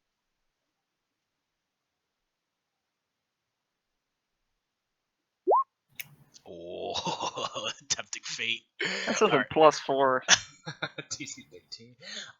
So you take half as much. So you take 16 points of damage total as they're biting into you. Hey, Darkron, got any healing spells? Aren't you glad you didn't use Cure Wounds for 1 point of damage? I wasn't gonna, it was a joke. It's your turn, Carvux. Okay. Hit the snake. Probably gonna fail. Alright. I hit. I'm assuming I hit. 20. Yep, that hits. For 8 damage. For 8 points of cold damage on the snakes, right? Yes. Yes. So yeah, these the cold damage seems to do very well against these snakes when you hit them. Does not kill it though. But does not kill them though. Okay, I'm gonna take second wind and regain 5 hit points. Okay. There you go. Heal that up. These snakes over here, Caleb, they have disadvantage on Yes, their attack against you. they do. So that's for the This is the worst. I roll so bad. and with that, they roll an 8. Which you are lucky because the first one would have. No, I wouldn't have. Yeah. So they're like when you mock them, you see that the kind of pseudo coordinated like slithers toward your body turns into like a just a ball of snakes like climbing on top of one another and just like weaving themselves on top of one another. So yeah, they look like they're having a hard time getting up to you. And then we return to the top. So this guy is going to poke out and throw another sacred. Actually, he's going to cast Bless on the snakes and his friend there. So they're both blessed with some magical powers. Also, it goes on himself. The second guy is going to try to smack you across the face again. Let's see if he can crit again. The godlike acolyte. All right, this time he doesn't go through. Oh, thank Lord. And Darkron, it's your turn. Help! What's your What's your you're doing shit. I'm gonna cast Cure Wounds on Carvix. And because I chose the Step of Life, I get additional 2 hit points equal to 2 plus the spell's level, so 3. So he's got 9 hit points back. Yay! There you go. Coolio. Any bonus Alright.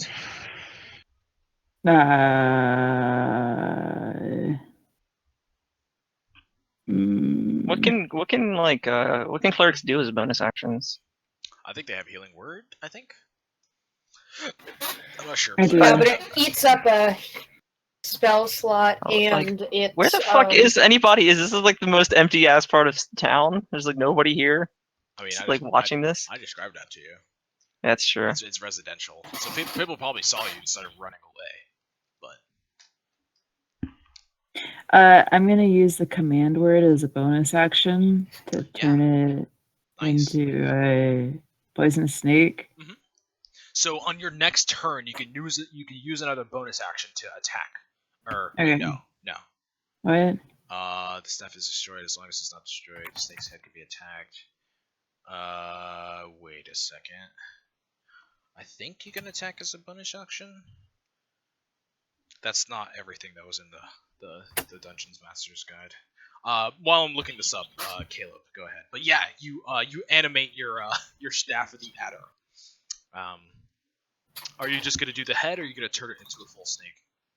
Can turn it into a fucking snake. All right.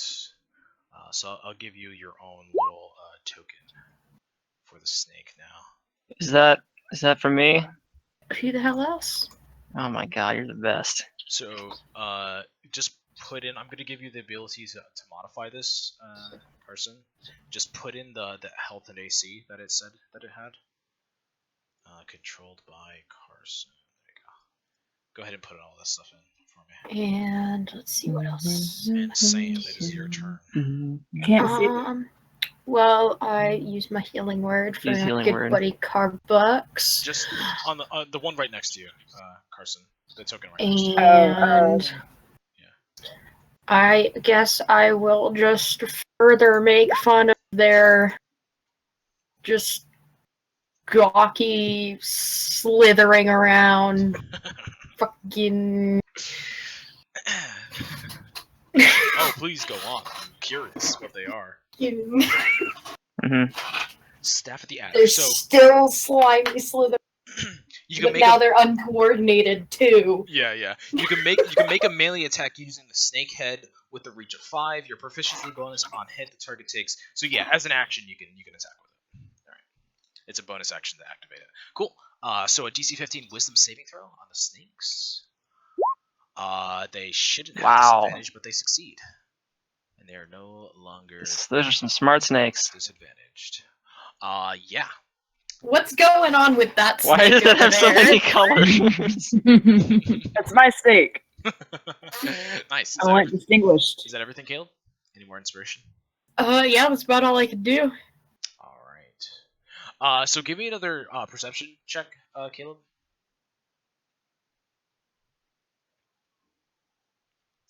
All right. So this isn't that hard to notice. You just rolled really shitty last time. But you cast Vicious Mockery on these things, and you look to your right to make sure the guys aren't throwing any more spells at you. You're staying ready. And very quickly, you see one of the guys like fall to his butt around the corner and stand back up and like charge something out there with the mace. But what, Oh, sorry. but Not me. what it is, you can't see through the house walls. Okay. But that's what happens there.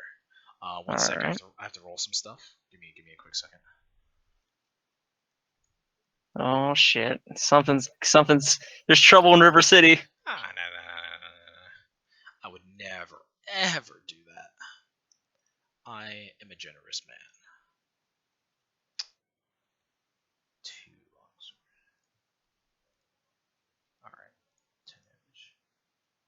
Alright, 10 damage. You hear somebody die on the other side of this Oh. building. What does it sound like? It sounds like,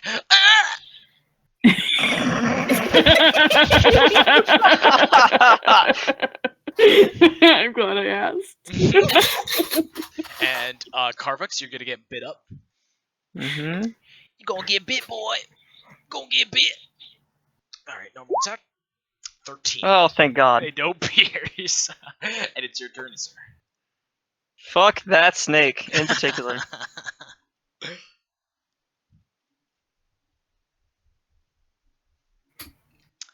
Nice. 6 points of damage onto this snake here. You Yep. deal the damage, but it is not dead yet. How the fuck, man? All right. Shit. What else can I do? Not much. Huh. Yeah, I already blew the action surge and second wind load. So yeah, that's my turn. They're still going somehow. All right, Caleb. These snakes are gonna bite you. No disadvantage this time, just a normal roll.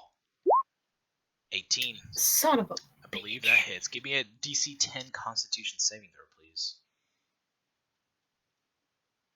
Oh, 13. okay, God. You're good. So you take 7 So points how of much damage. total? On top of the 5, so you take 12 points of damage. Nice.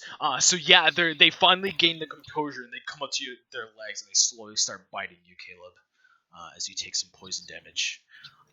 Now, these 2 acolytes, This one is going to poke. I actually forgot that they had Bless. And he has Bless now. So he's going to run around now that he has the benefit of Bless. He's going to come right up to you, Carvux, and he's going to smack you across the head with a club. What? Bless doesn't matter.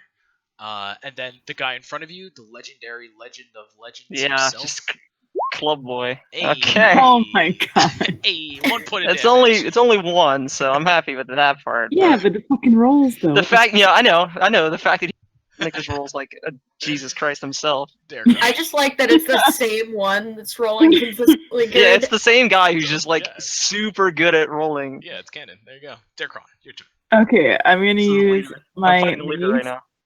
on. Wait, what's your health at, Carvux? I'm very good. I am very Okay. good on health. Please Okay. do damage. Okay, I'm gonna use my mace on the. Actually, Don't you have Actually- the staff? You can order your snake to attack. Yeah, do that. can I not do that in addition? Is that not spoken? No, it's a normal attack. I thought it was a bonus Ah. action, but it's only a bonus action. Are you sure about that? Yeah. That seems useless. I mean, it does a lot of damage. It does a lot of It damage. just, Let's do some snake on snake action. 4d6 or what is it? 4d6 or 3d6 poison damage. That's Fine, I'm gonna order my snake to Damage. attack the other snake. snakes on snakes. I'm tired of all these motherfucking snakes in this Better than- motherfucking alley. Better than snakes on a plane. Snakes on snakes on snakes. Can you do it for me? Because Can I do it?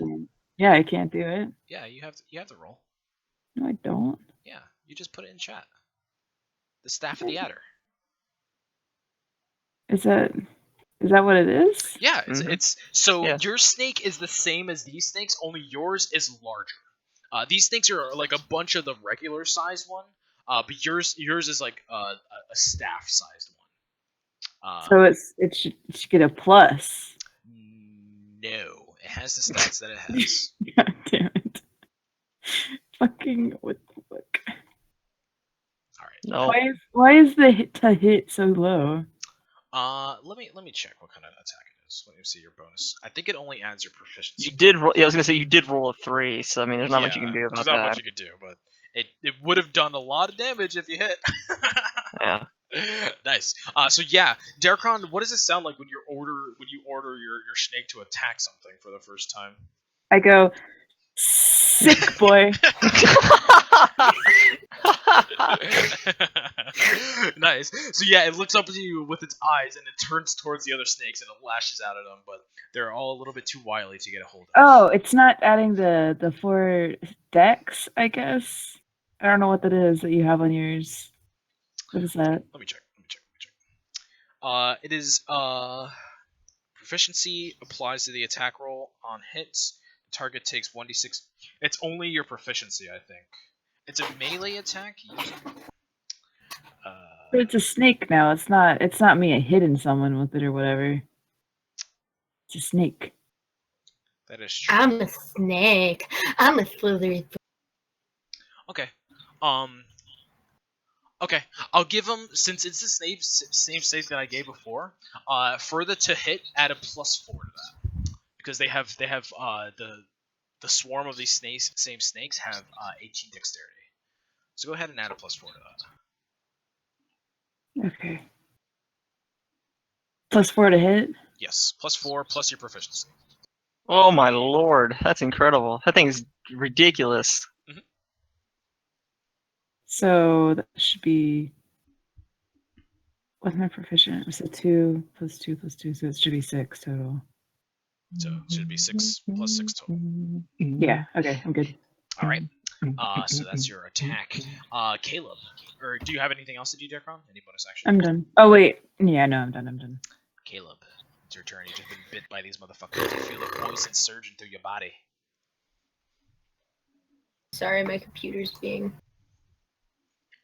Kick it out Okay. the window. Actually, Yeah. don't do that. That would be bad. For right this moment. I'm gonna use healing word on myself this time. Mhm. You deserve it. I do much for this party. I just Caleb's taking You do a these lot. things, Yeah. Don't think that you don't get the MVP star at the end of the day. Snakes did more damage to Carvux than Caleb.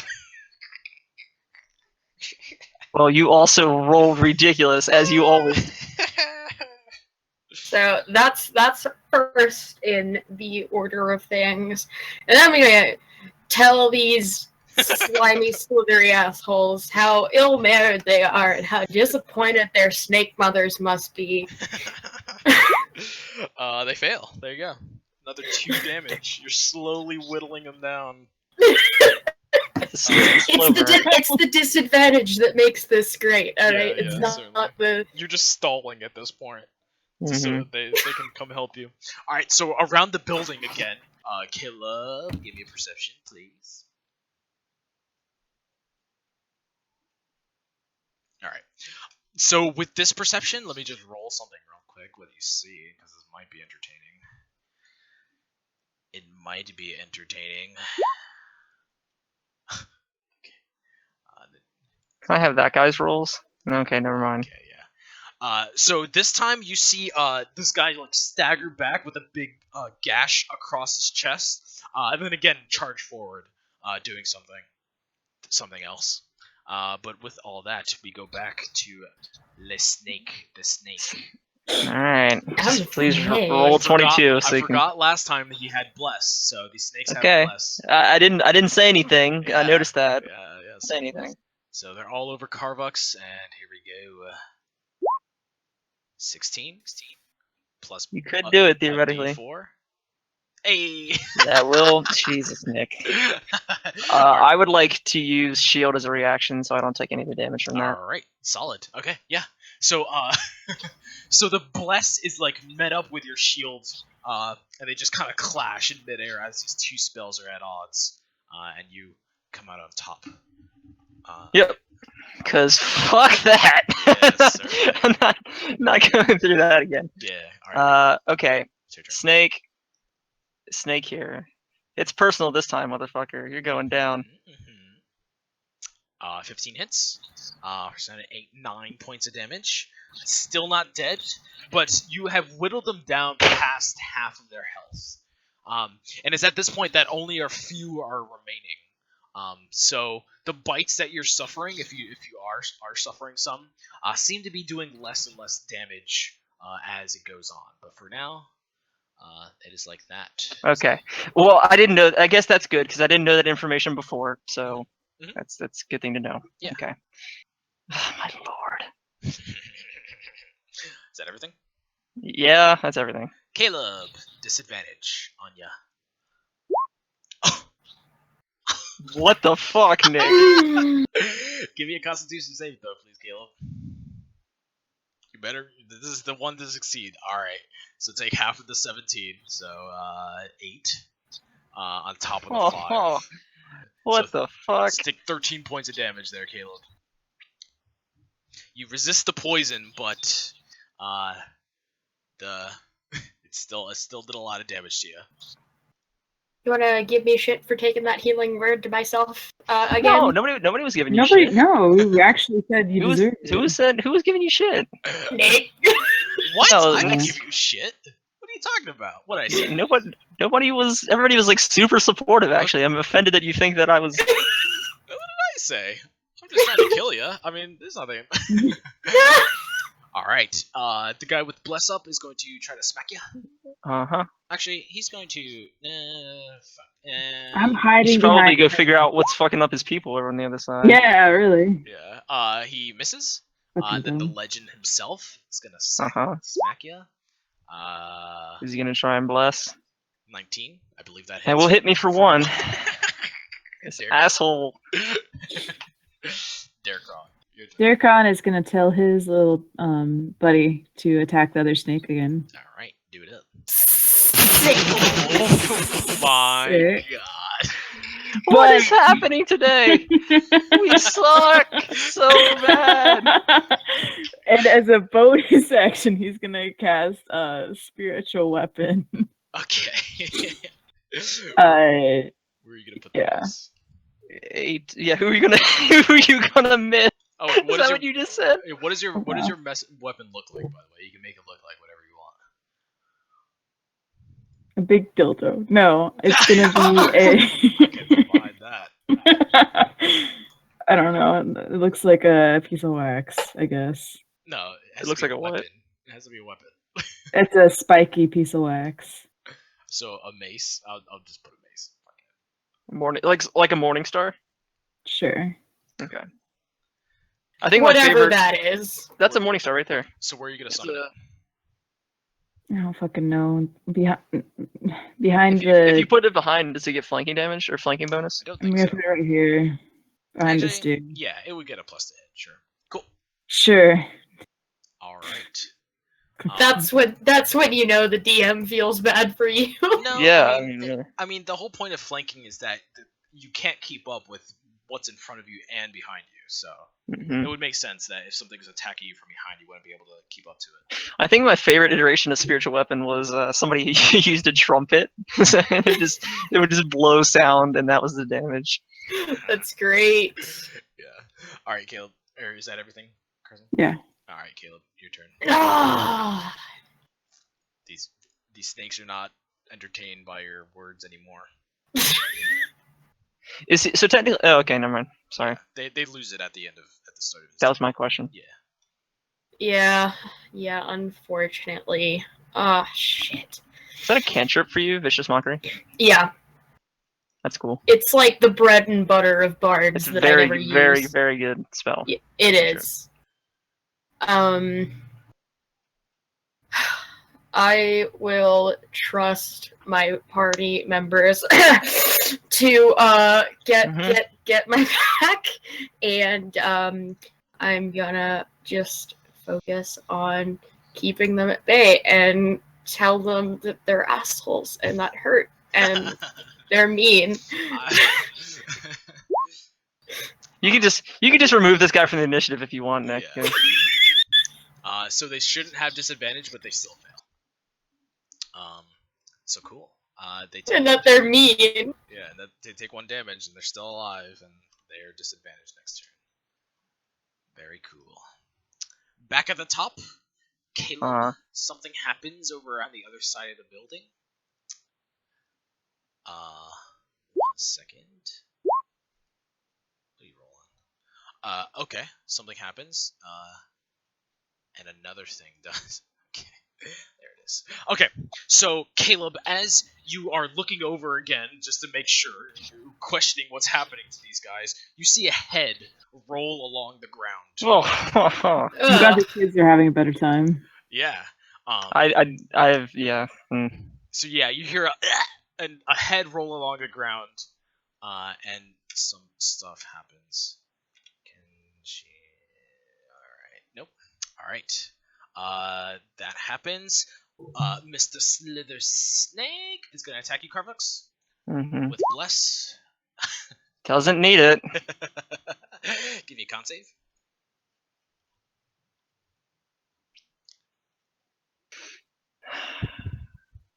$14 points of damage, 8. please. Alright.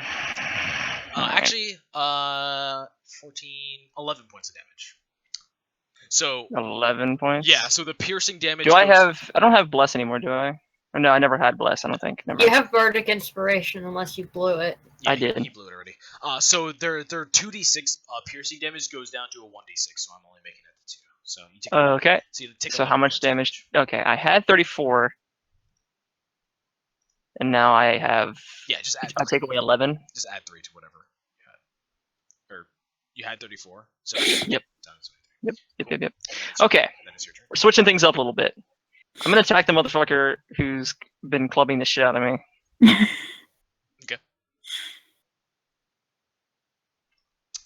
16. Yep, that hits for 5 points of damage. You smack him, but he doesn't die. Okay. Anything else that I can do?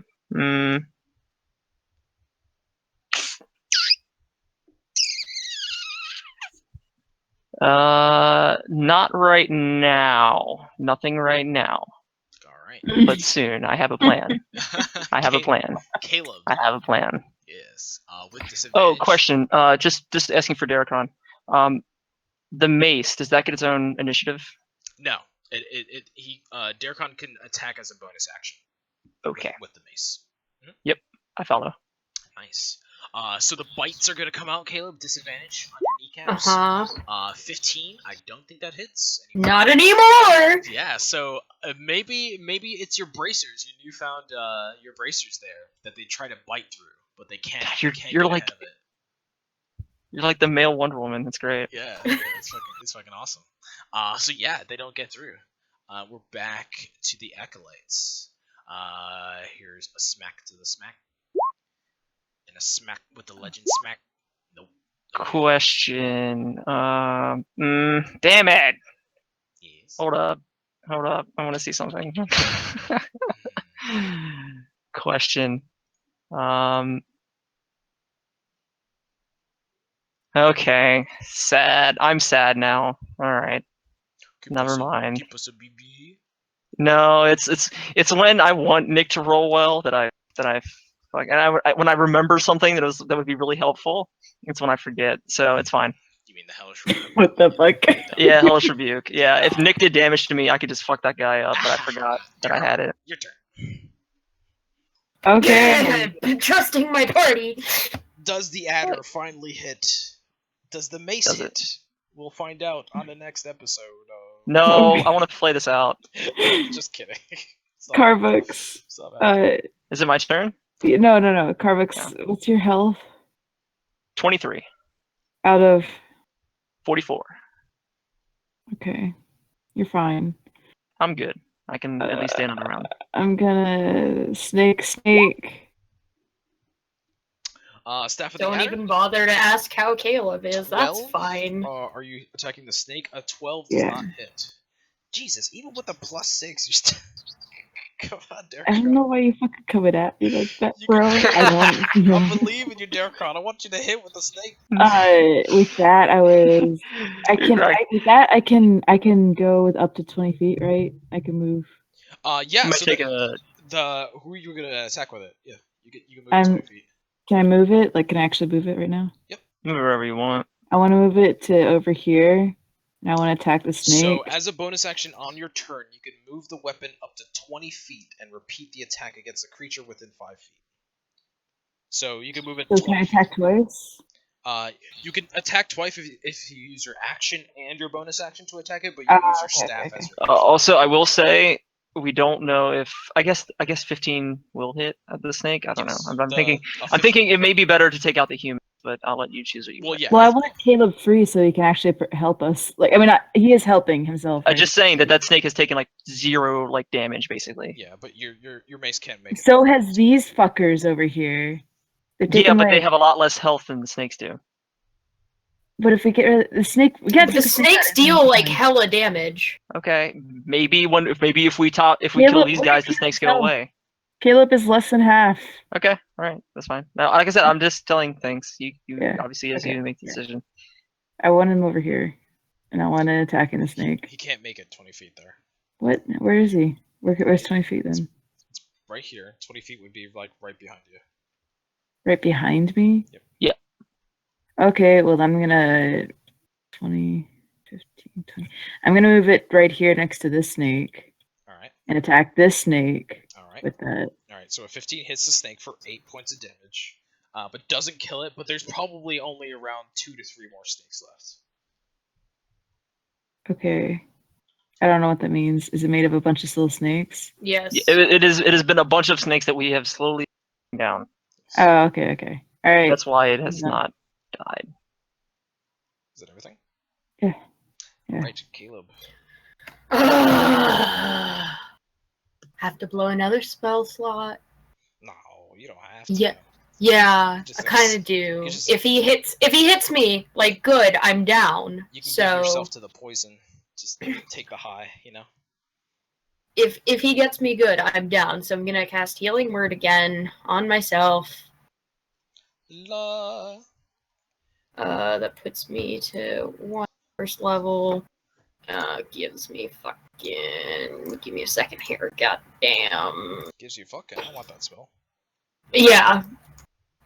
And just fucking. A spell that gives you Damn. fucking whenever you want. Yo, that shit sounds great. Goddamn snakes. Some more bad words for the snakes. Tired of their attitude. Let's see if they make it. Wisdom save. They are good. Mm-hmm. All right, Mr. Snake. It's personal now. I remember the spell. All right. So Carvux. Uh-huh. Okay, let's do it. No, Let's fucking. not yet. Not yet. So Carvux, Mhm. you hear a very familiar battle cry Oh no! from around a corner. Oh no! I know who it is. Oh no! Oh no. So coming from around the corner is a tiefling woman. And Okay, never mind. no, it's Yeah, that wasn't who I was expecting either. It's not- I was expecting the fucking Merlot, the fucking gnome guy with the disadvantage. I was like, I thought he was like, this one's different. But this one triggers a memory oh that no. has recently come up. So a tiefling woman runs around this corner, starts charging down the alleyway. And this is what she looks like. She has this big longsword in her hand. And she charges all the way down here. Now she can't attack, but when she gets here, she locks eyes with you, and she like looks at this guy trying to attack you, and like slashes down. Her name is Margus. That is attacking. Is she a gray tiefling? Yes. Okay. And the snakes are going to attack you in your instance of distraction with a Mhm. bite. It hits me, but guess what? Hellish Rebuke. Okay, does that hit first?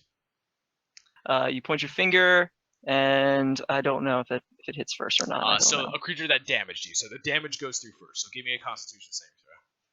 Okay. Don't think it'll bring you down. Yeah. So take 5 points of damage on top of the 3. How much? 5 and 8. So 8. So 8. So you take the 8 points of damage, but yeah, you strike back with a dexterity saving throw. Let me see if they can save. They do Jesus. save, but half damage is enough to kill them. They had 2 health left. Nice. Yeah, so you finally get the last ones. It's probably like on your shoulder, so you like Hellish Rebuke finger gun it off of your shoulder. It Yeah. just flies off. Yeah, and dies. But yeah, it is your turn now, Carvux. I lock eyes with her, and then immediately it shifts over to the guy who's in front of her, who's still alive. So I'm gonna try and hit him with the Frostbrand Mace. Oh shit! Hey, God Hell damn. yeah. Yeah, he smashed his face in and he dies. Yeah. So after a long struggle, I finally like finger gunned the fire of the fucking snake off of me, and then and then I just like backhand the shit out of this like fucking guy with the mace, and he just like No. he just like slams up. Yeah, like, he just slams up against the wall. Yeah, he smacks him against the wall and dies. My baby. Alright. And then I look back at her. I don't say anything yet, though. Yeah. We'll see what she looks like when it comes to her turn. So this acolyte is now going to he turns like surprised that this lady came out of nowhere, and he's gonna turn back towards you and try to club you. I don't think he can hit even with the D4. Nope. All right. So yeah, he misses. And then Caleb. Snakes with no disadvantage. Miss. There it is. Darkron, this is your turn. Carvux, you're at like what? I'm good. I'm good to finish the fight. You can help Caleb. Okay. I'm gonna send my snake over here, and I'm gonna get it to attack that other snake. Oh damn! Finally! Hey! God damn! Have you named your snake yet, by the way? Yeah, it's Charlie. Charming Charlie. Jeez. All the goddamn names on the snake. Okay. 6 poison. So funny enough, these poisonous snakes don't have resistance to poison damage. I was gonna say, For I was gonna some- say, I feel like that should be something they have poison and resistance against, but maybe not. Oh, they failed the Oh, Constitution. So, damn, 18 points of damage. So yeah, so Charlie lashes out 6 or 7 times, picking off with every single bite he picks one off. They don't die, but they are severely whittled down. And with my bonus action, I'm sending my my I don't know what it is. What is it, a mace? Yeah, it's a dildo mace. Yep. Okay, the dildo. I'm sending the dildo over to beat up Is the this for snake. real? I don't know. It's on the card. oh my This can't be god! canon.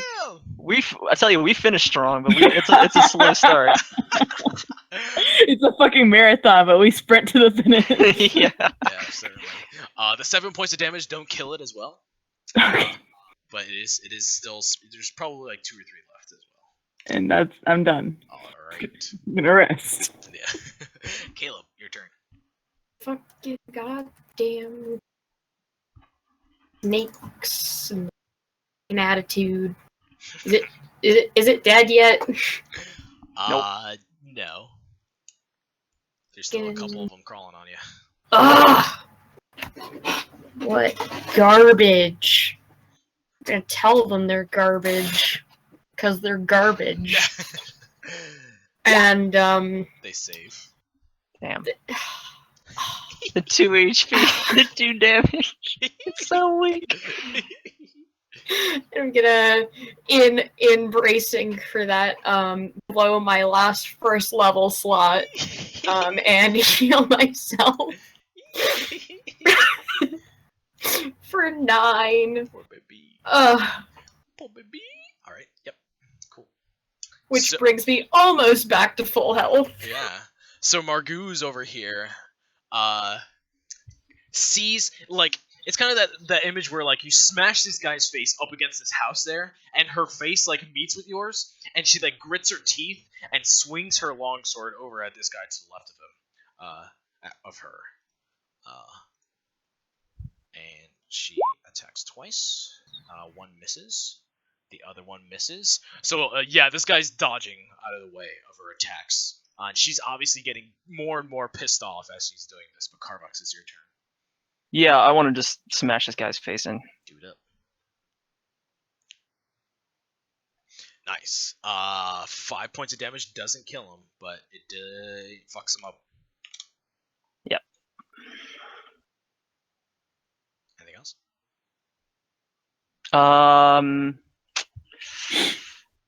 I want to.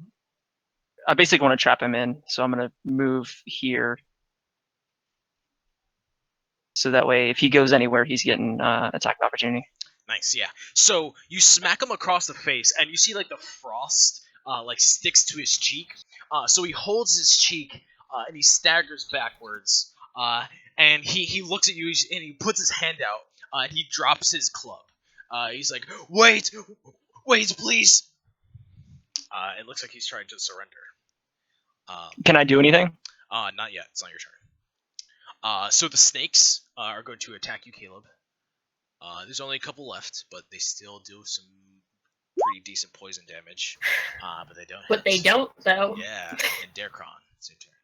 They only thought. So Darkron, you hear this guy behind you as you're resting from whatever you did last round, I guess.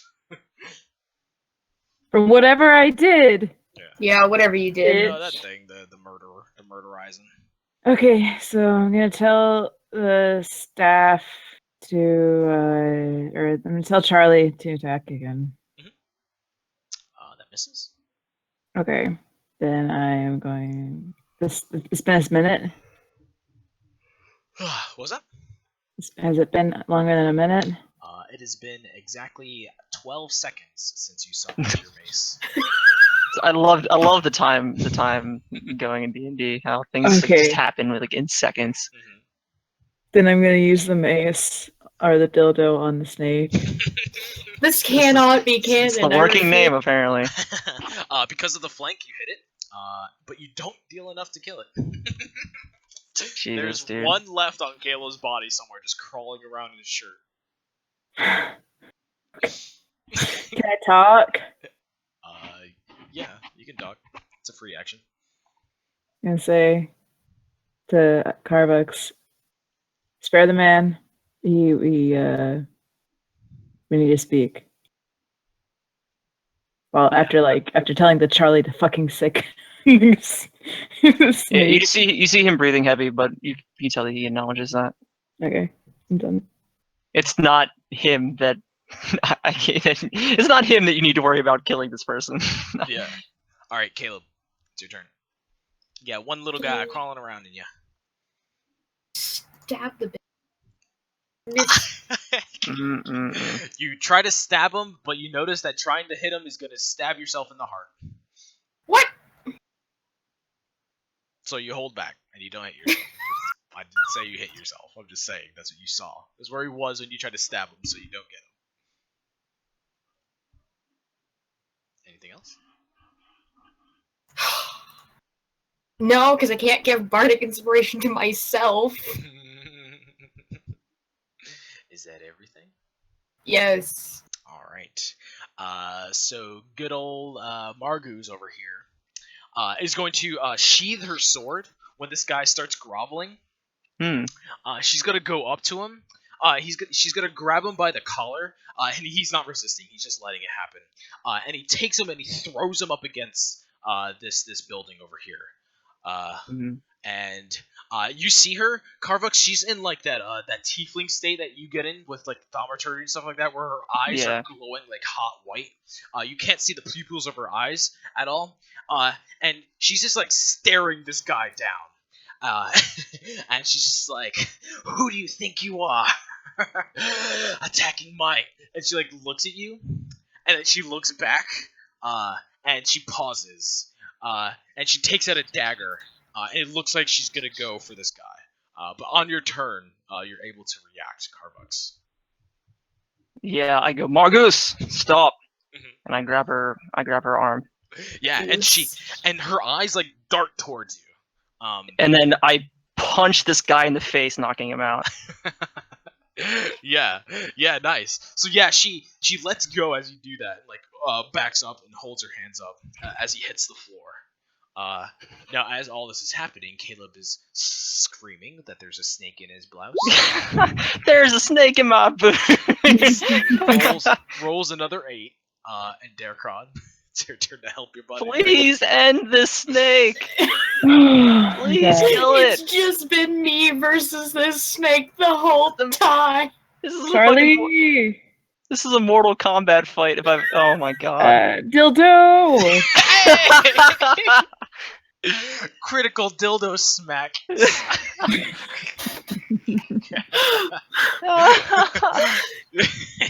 Charlie, come back, boy. Oh god. Oh my Alright, God. Caleb, you're finally free of the snakes. Finally.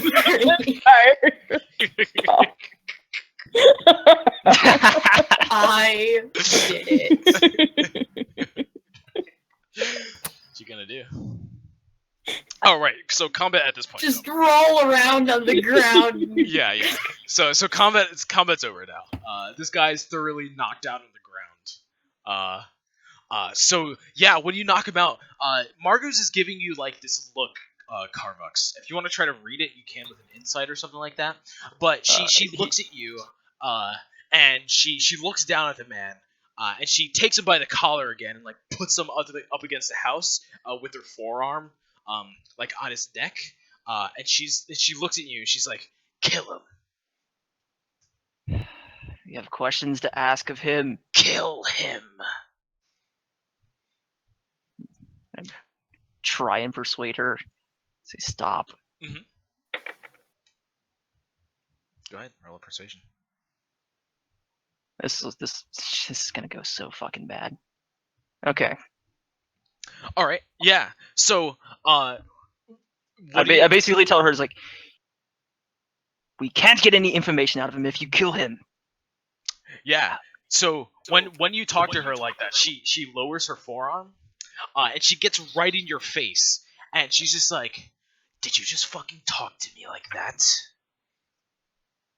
Ma'am. Harbuck's got a girlfriend. I love it. And she leans in and kisses you.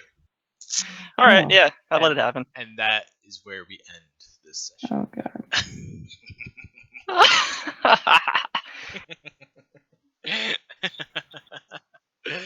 Oh, that could have been more perfect. This woman is a psychopath. The head rolling. I have also okay, so me and Nick worked out my backstory. I have no idea who this woman is. She's another one from your past. She is another. You didn't work out everything. It's true. It's true. You didn't work out everything. This is, This gotta is. add a few surprises here I'm and there. all about it. I'm all about it. God, man, it was not looking good there for a little bit. Yeah, it wasn't looking It's too good. 1v1. I don't know. I was fine, you guys. You were good. I don't think I got touched. Yeah, because you were in between the two things that did a lot of damage. So you're just in the middle healing. It was like a Yeah, fucking Mortal Kombat fight over there in the top with you and that goddamn snake. It was several snakes, to be fair. It's true. It was not just one, it was a lot of snakes. Yeah. There you go.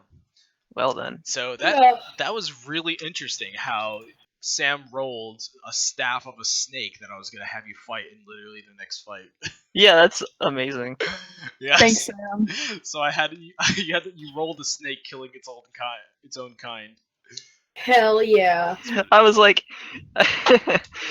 how long did you were keeping up the thing like I was gonna get the armor? I was like, Yeah, no, was that's like, way too good. Plate mail with how I was like, that's got to be like a +1 or +2 Yeah. plate mail. plate thing. mail with how expensive it is and the fact that it was golden. Like he's not gonna, Yeah. he's not gonna give it out. No, it was just like, there's no way he's giving that We to could me. have killed him and taken it. I mean, We're not the evil Are side, you- damn you. Jesus Christ. Jesus, I know I talk about punching pregnant women, but don't cross any lines. Nick. What's up? XP. What XP? You guys ain't got XP. What the fuck, You heard me. bitch? Wow. What the fuck are you gonna do about it? I'll just add it. I'll just Cry. level 5 You gonna do fucking shit about it. right now. Yeah, I'll just automatically boost to straight just 5 even. Yeah. Hold on. I'm doing the math. You make my dreams come You don't get any. Just I fucking will- kids. I want to spank every single one of them, bitches. I'm surprised he didn't fall for their trap. No. Yeah, I Crap. know what they were doing. They would fake stealing your coins so you chase after them and they'd ambush you. Uh-huh. Fucking dummies. So divided by 3 of you. What are you, pussy? Uh-huh. Just like, I'm just gonna stare at him, just like, yep, okay. So you each get 550. Got 'em. So you each get 550 experience. Don't add it yet. On top of all the RP and all the stuff that happened today, I'm gonna count it that you guys finished part of the quest by saving the kids. So I'm gonna give you some experience for that. On top of RP, just make it an even 800 experience for the entire session. Alright. I was gonna yeah. Level 5! Yeah, it was gonna be 600 experience What the for fuck? completing the quest, How- but Caleb, how are you level I 5? cut it in half. Yeah.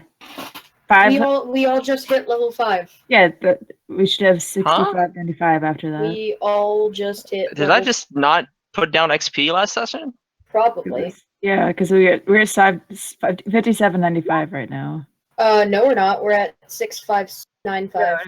We were at that before, and then we got Oh, this 800. Ah, shit. Do I have Well to start then. keeping track of this shit? No, because you know what? I realized what it was. It's just I have 3795, so I just put the wrong initial button. Yeah. That's all. hey guys. Guess what I have? What you got? 11. That's cool. I got I can attack twice now, so that's pretty cool. Hey, To persuasion and performance. Holy you have 11. What the fuck? What the fuck, man? That's what I'm saying.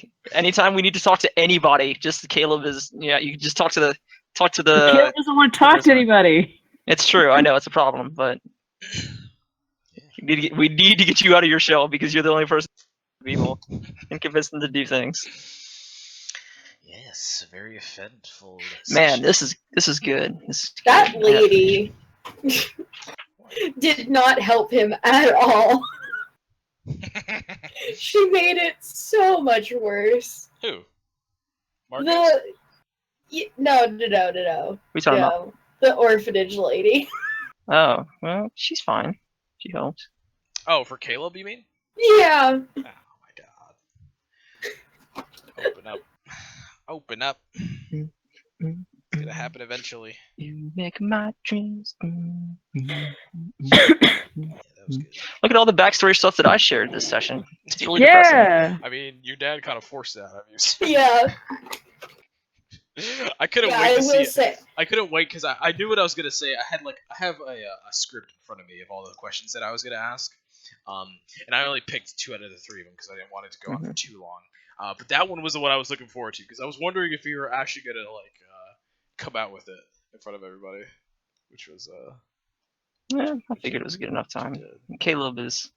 Derek Ron is a good person. Yeah. Caleb has been around. Good person also. Yeah, Decron stood up for you.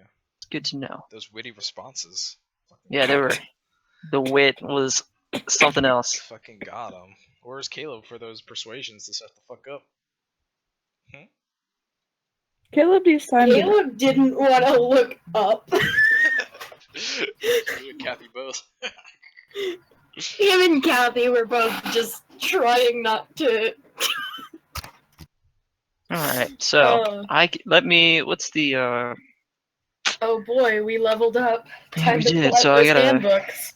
So the Yeah. 1d10 or 6 plus your con modifier. Yeah, you So guys gonna roll your health? no. Oh, Fuck no. fuck Come that. on, don't be a bunch of fucking done. pussies. All right, I'll do it. so I have 30 hit points, bitch. Stop being a pussy.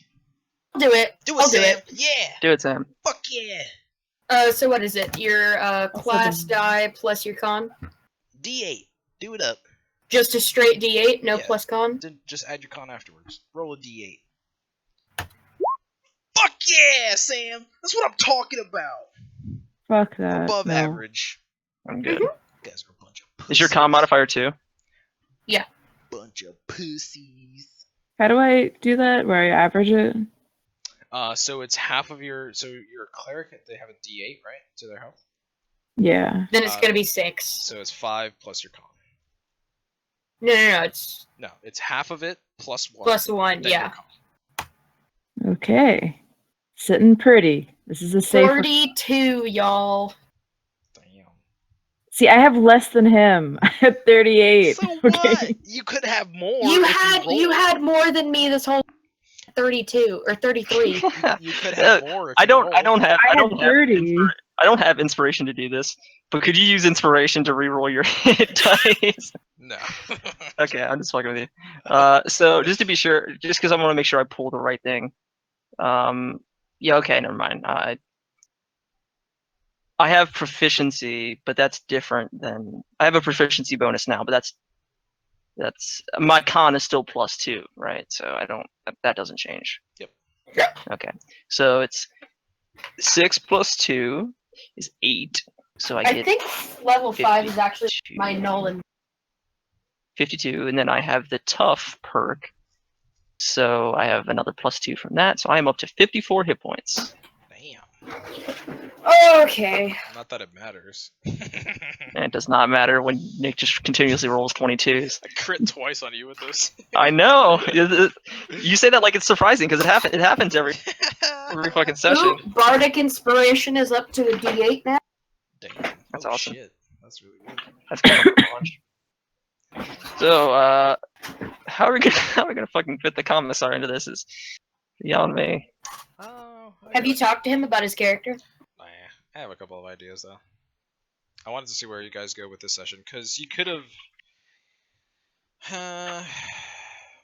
I'm not giving over my staff. I orchestrated this session so you guys would stay in the city.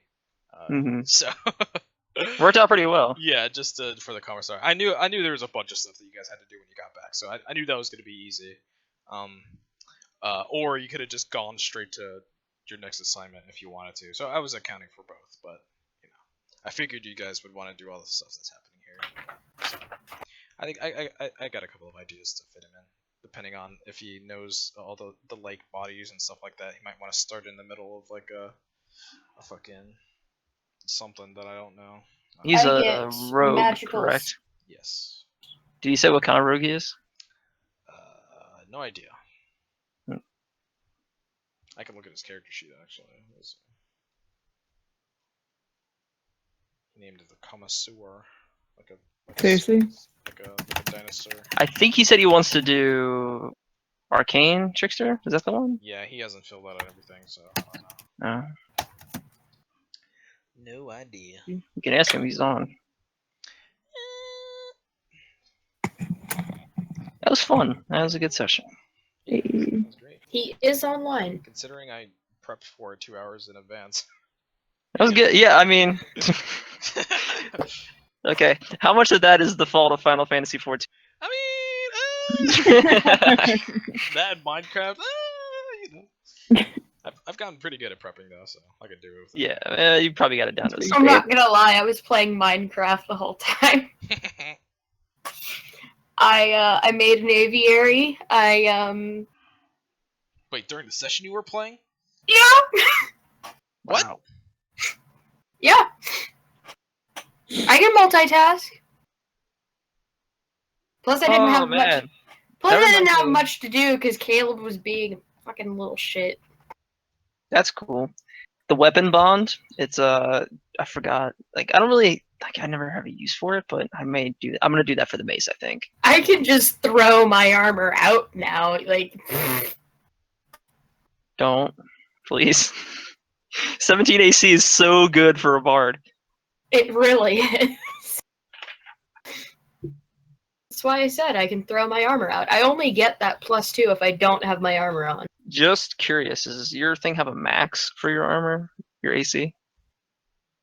Well, she I didn't can't know. wear it and get the benefit of the Yeah. users. Oh, okay. I see what you're saying. The Yeah, whole okay. point is My bad. unarmored, you get the +2, Yeah, she can't have a Which- shield or armor. which is more than I would have had with the armor, so... I mean, you could have just Mm. bought studded leather armor and you would have had this. No. No, fuck that. Okay. This is cooler. You know, This is, fucking- yeah. Goddamn Bangle. I'm glad. Bringing them back. I'm glad the rolls worked out in your favor because,